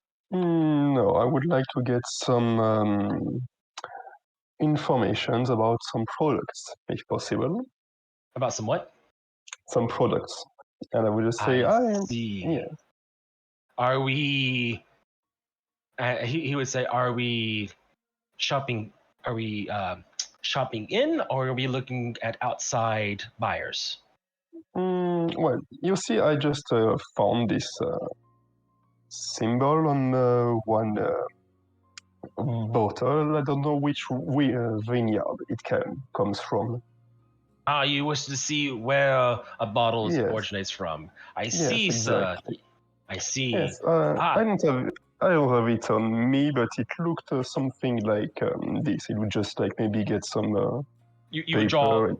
So Yes. you wouldn't be able to perfectly mimic it, but you can get the theme of the right angles and the straight lines and the squares and everything. The tabaxi would look at it and he'd be like, I see. That seems to be a unique brand of wine. I'm going to have to ask some contacts of mine to see if they recognize it, I am afraid. Now, there is, of course, these contacts don't work for free, as their vineyards are very expensive to run. Obviously. Would you care to make a donation to their cause? Oh, obviously. I think this should be enough. And I just drop 2 platinums. He will look at the equivalent of 20 gold pieces. Give me a persuasion check with advantage. Okay, so roll again. Okay, 20. He would take the 2 coins and he would nod. He would be like, as soon as the maker and the year of this bottle is discovered, you will receive a letter. Thank you for your time. Just know the more exquisite bottles are harder to narrow down, so it could take longer than expected. If it does, I will letter you as well about that. Is there any other thing else you would like to do? Maybe try taste, or is there another brand you are trying to locate? I'm trying to locate something that is more someone than something. You're looking for a producer. Yes, a friend of ours. He used to be a producer, but he got in, bad situations. I see. Do you have the name of this Yes, maker? Sigmund. He used to come here with me a lot. Have you seen him recently? I heard he got in trouble, so maybe you heard news of You him. mentioned Sigmund. A bit of a sad expression comes across his face. He's like, well, Sigmund isn't a seller anymore. Whether or not he's still a producer, that I do not know. We know you and him like to dine here together often. Yes. And finding the DM is trying to find the right words because the DM is not this suave in real life. Finding someone who has similar tastes as oneself is something I hope everyone is able to do one day. Unfortunately, I think this is something that's not able to be produced here. If you have information. What I can tell you is Sigmund is not a buyer nor a producer here for a long while. That was worth trying. I will need to look on, more to the source of, the last times I met him. Anyway, if I may have a suggestion for you. Yes. There are other connoisseurs out there, and maybe they have better contacts. Maybe you can point me in their direction? Well, that depends upon what you, Charles, are interested in. Are you more interested in how would you say, sour, almost a black-red wine? Or are you more interested in the sweeter blue-hued wines?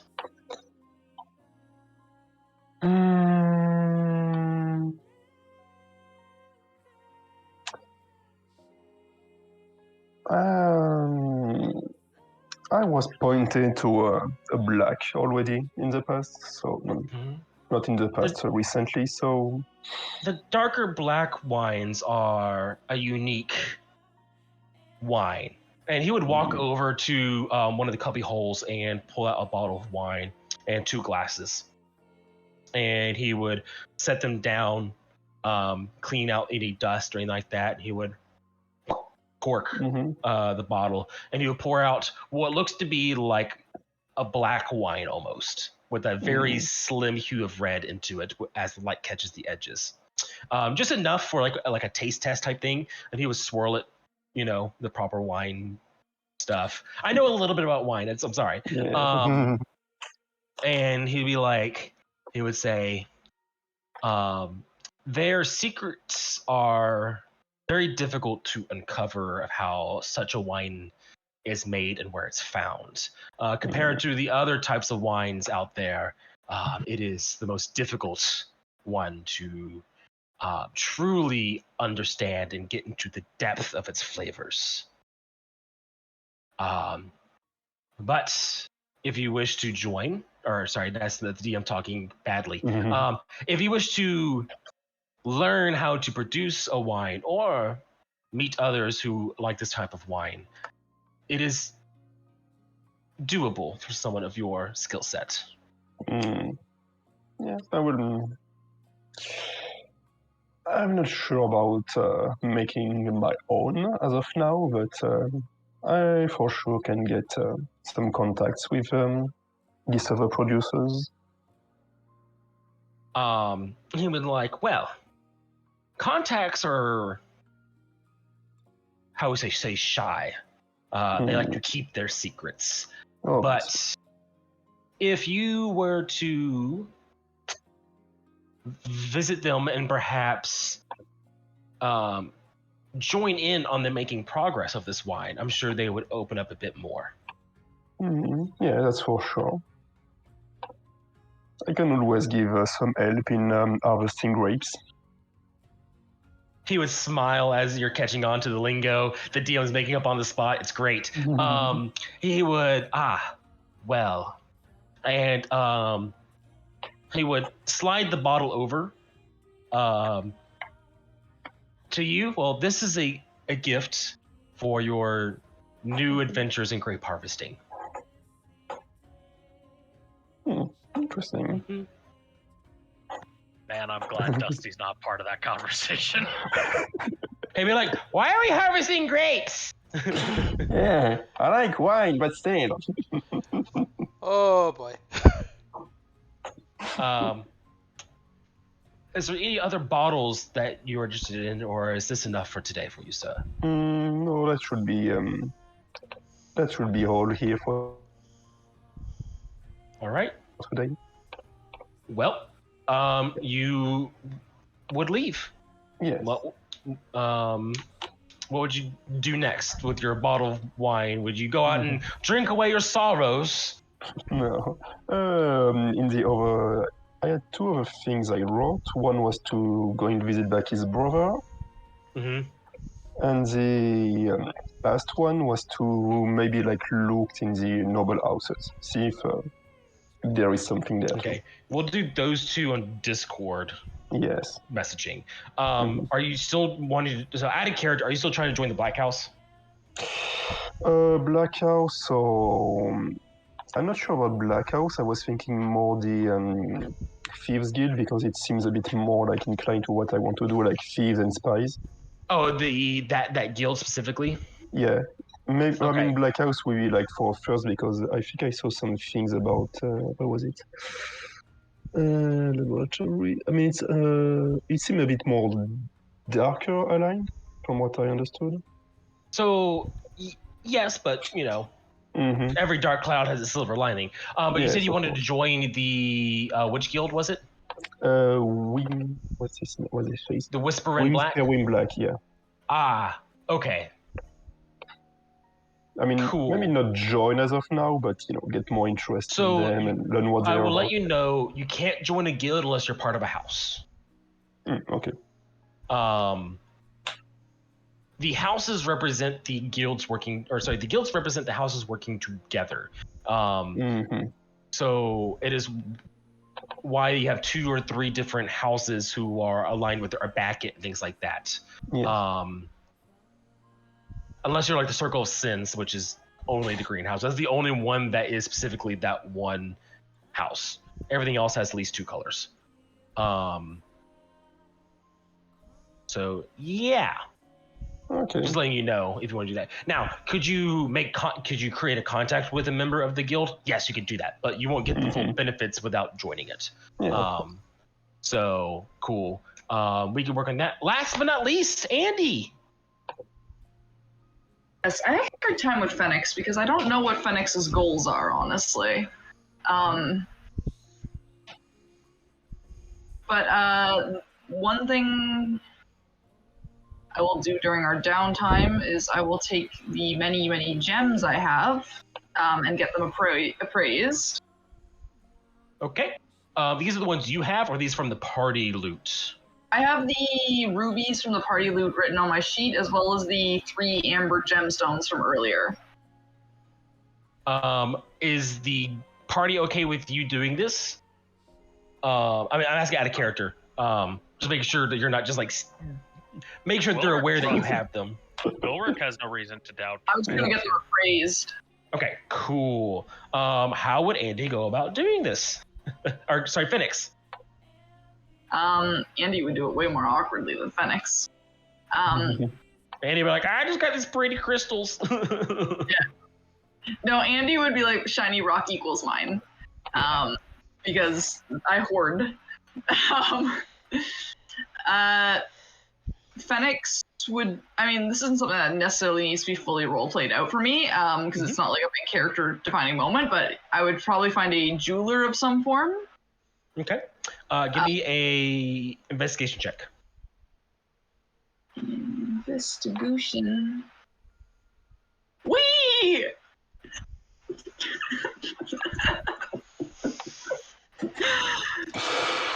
Internally screaming real quick, hold on. All right, cool.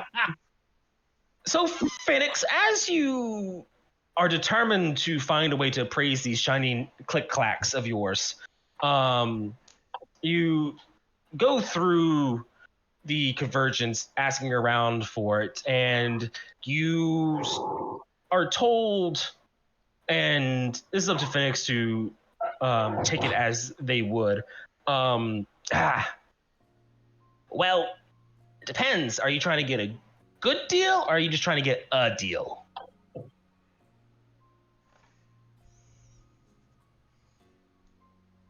I guess that kind of depends on what a good deal entails here.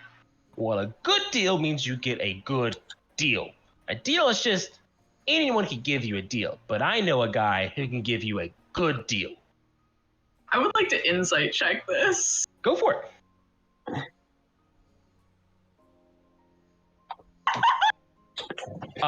Phoenix, Oh my fuck. the idea of a good deal sounds good to you. Yeah. I don't trust this guy at all. But you rolled an Gonna insight give you check. Magic. So, but Phoenix does. He's gonna give you a bag of magic beans. Yes. You're going to sell all our rubies as if they were like little shiny rocks found on the ground. So what does Phoenix do, hearing that T can get a good deal?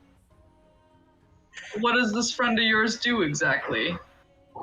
Well, he's a pawn shop owner. You know, he buys random things, sells it, but for good prices. He's pretty fair. You're selling to him, so it's not that bad, actually. You know, if you were trying to pawn something or buy something from him, you'd be a little bit more screwed off. I was thinking more along the lines of a jeweler or something.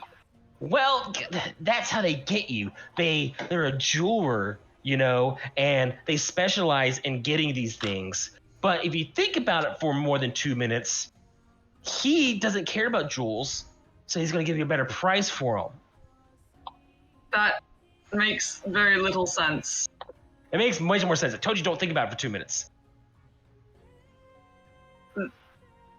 Phoenix is so sure about this. He's seen swindlers before, Mm-hmm. and he thinks this guy is trying to swindle him. But he's offering you a good deal. Well, not him, but his friend is. Yeah, but bad insight check or not, He's not dumb. He just doesn't know if this could genuinely be correct or not. So I think he'll say, why don't you just give me directions and I'll check it out? Yeah, so what you need to do, and he'll give you directions to the store. And he said, the store has a big sign that says Zwain's Pawn Shop. Excellent, thank you. And Phoenix will pretend to head in that direction and then not, and then be like, you know what, fuck it, I'm giving these jewels to someone else. Alrighty then. And I will keep all the jewels and just absolutely not do anything about this. Phoenix is like, you know what, that's enough stress for one day. Alright, what else would you like to do? Because that was very short for you. Well, I wanted to do some research on the greenhouse. Ooh, interesting. Interesting. What kind of research? Because you get what's on the sheet for free, you know, on the greenhouse thing.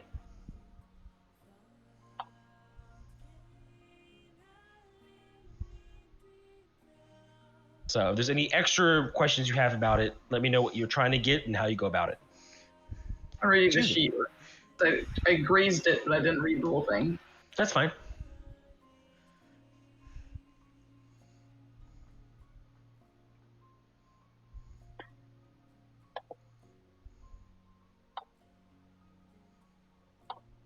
I'm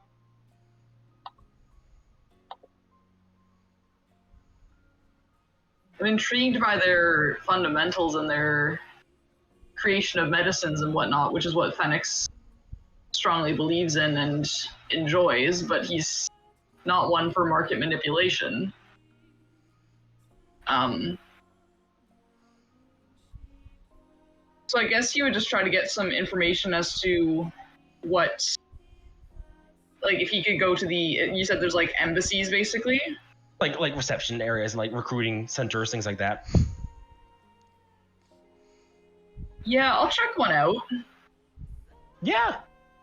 Okay, so you go to the greenhouse section.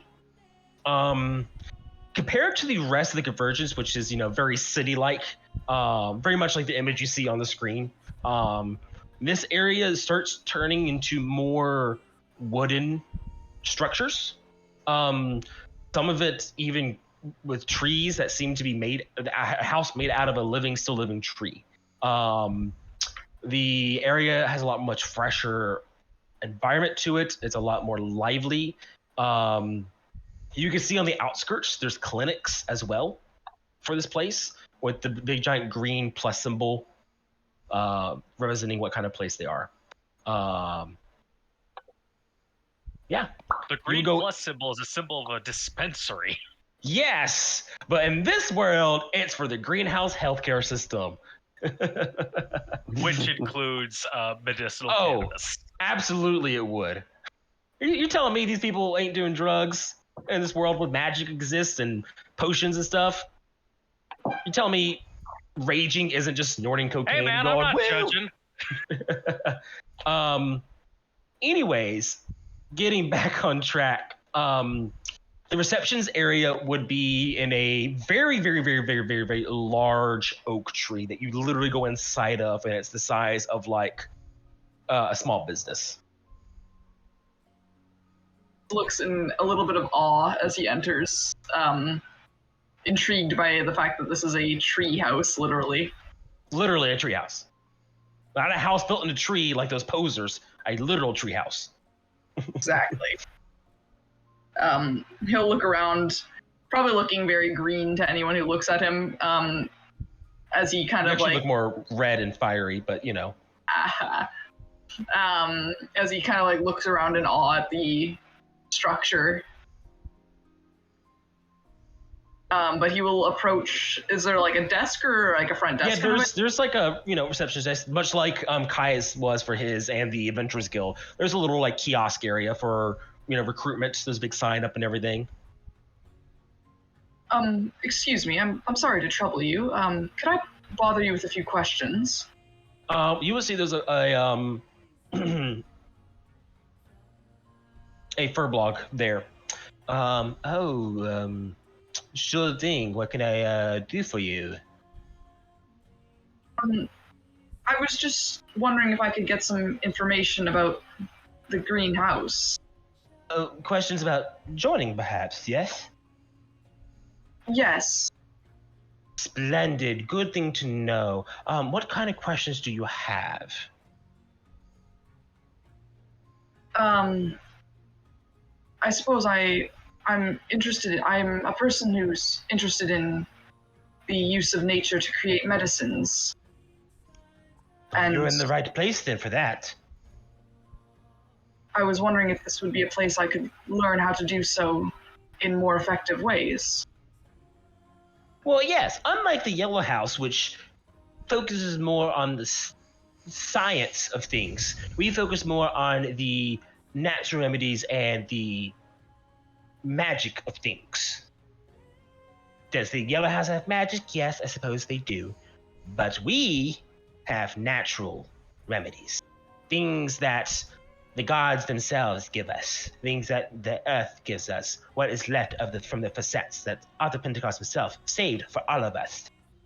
And you can learn recipes, techniques. You can learn to make your own tools, buy your tools. If you wish to even help in the clinics for guild house reputation, you could do house reputation. You could do that too.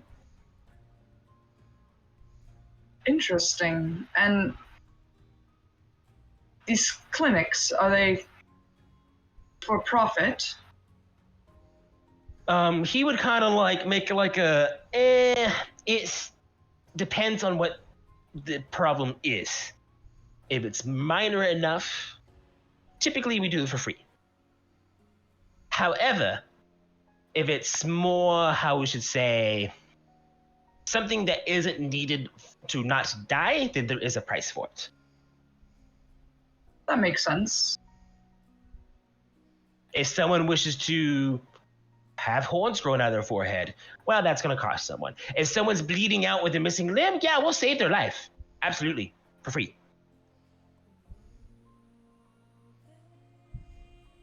And that's just one part of our house. That's just that side of things. We also have the greenhouse, which focuses more on farming techniques and growing foods for the many people across the Convergence and all the facets under its jurisdiction. And then we also have wildlife experts and hunters who help maintain the precious cycle in every single facet and maintain its balance due to, their facets. They're very limited in size and things like that. So we have to maintain those things, and that is our responsibility. And then there's the explorers who go to new things and map them out and find new resources for us to grow and things.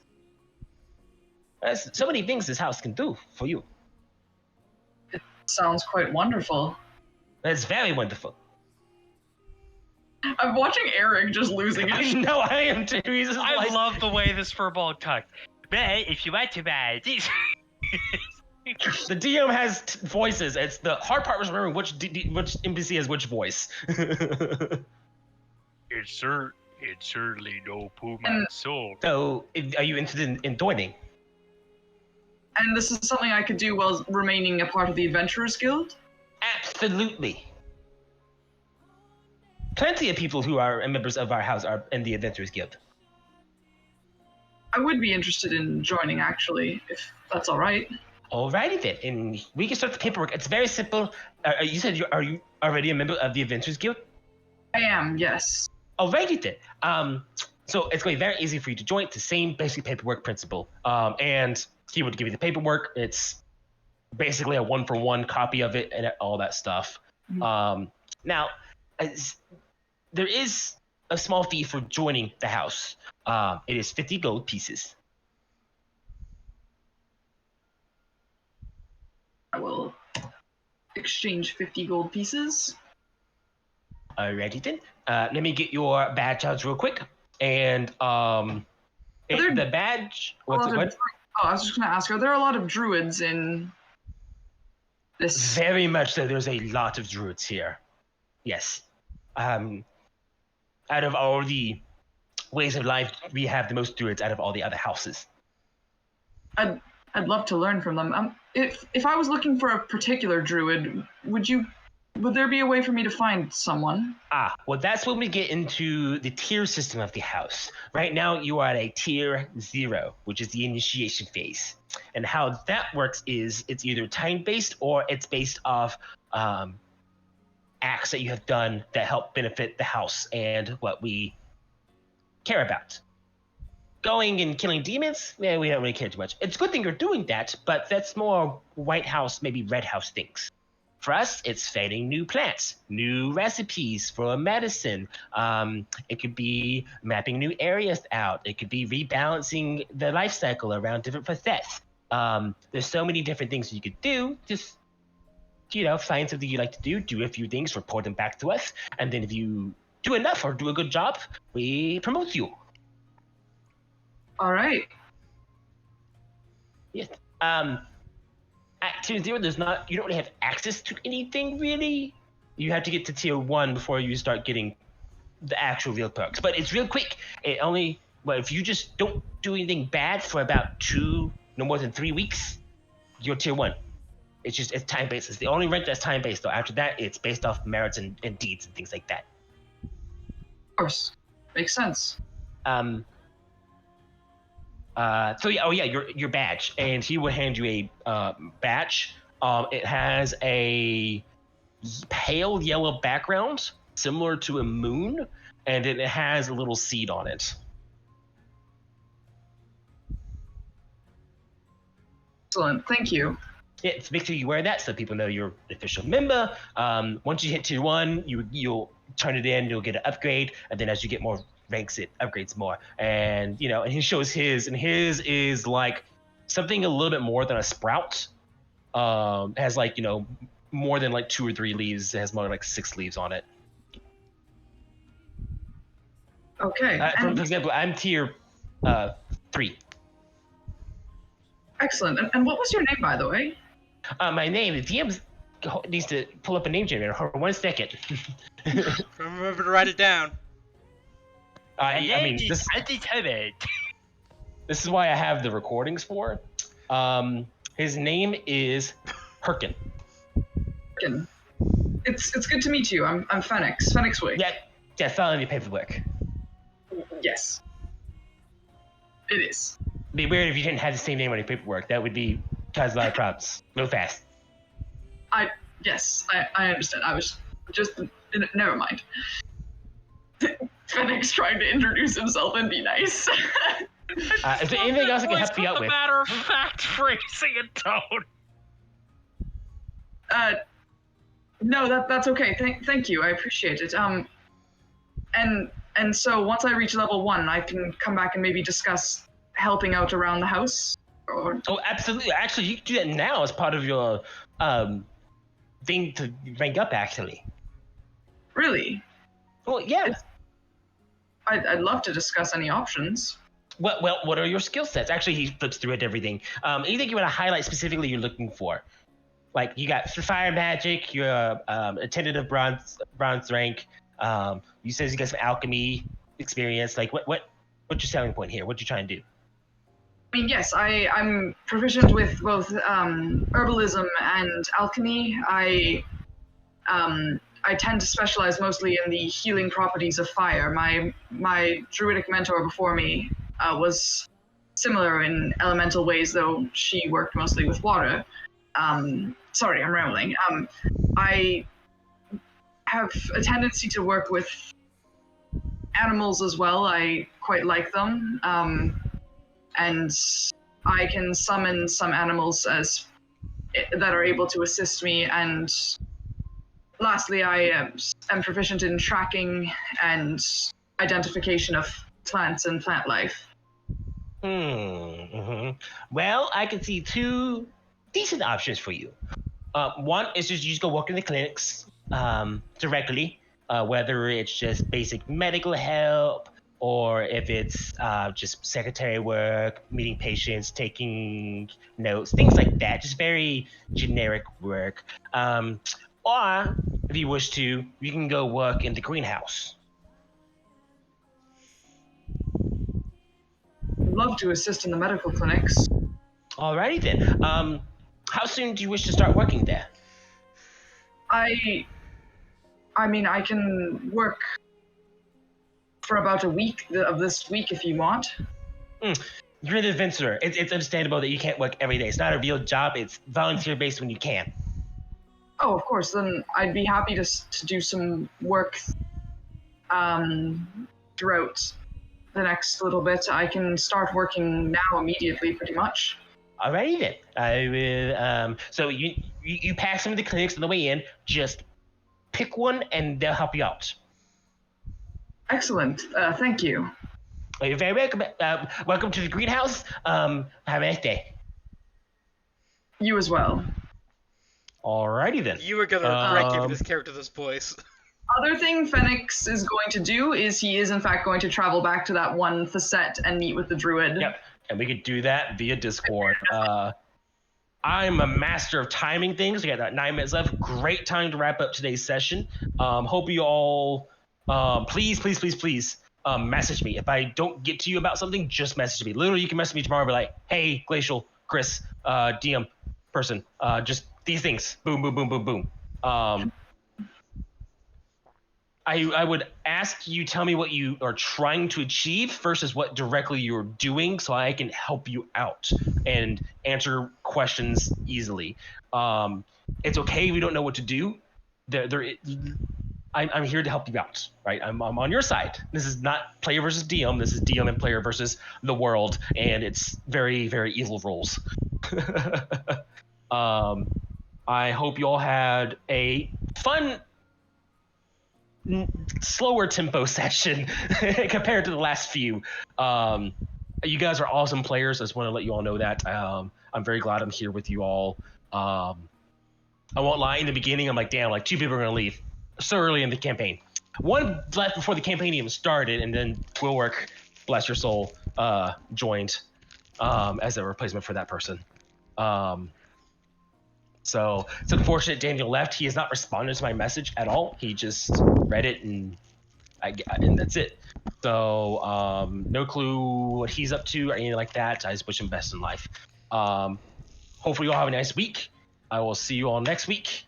Again, please message me whenever you can. All right. Good. Bye everyone. Bye. Bye. Oh, yeah.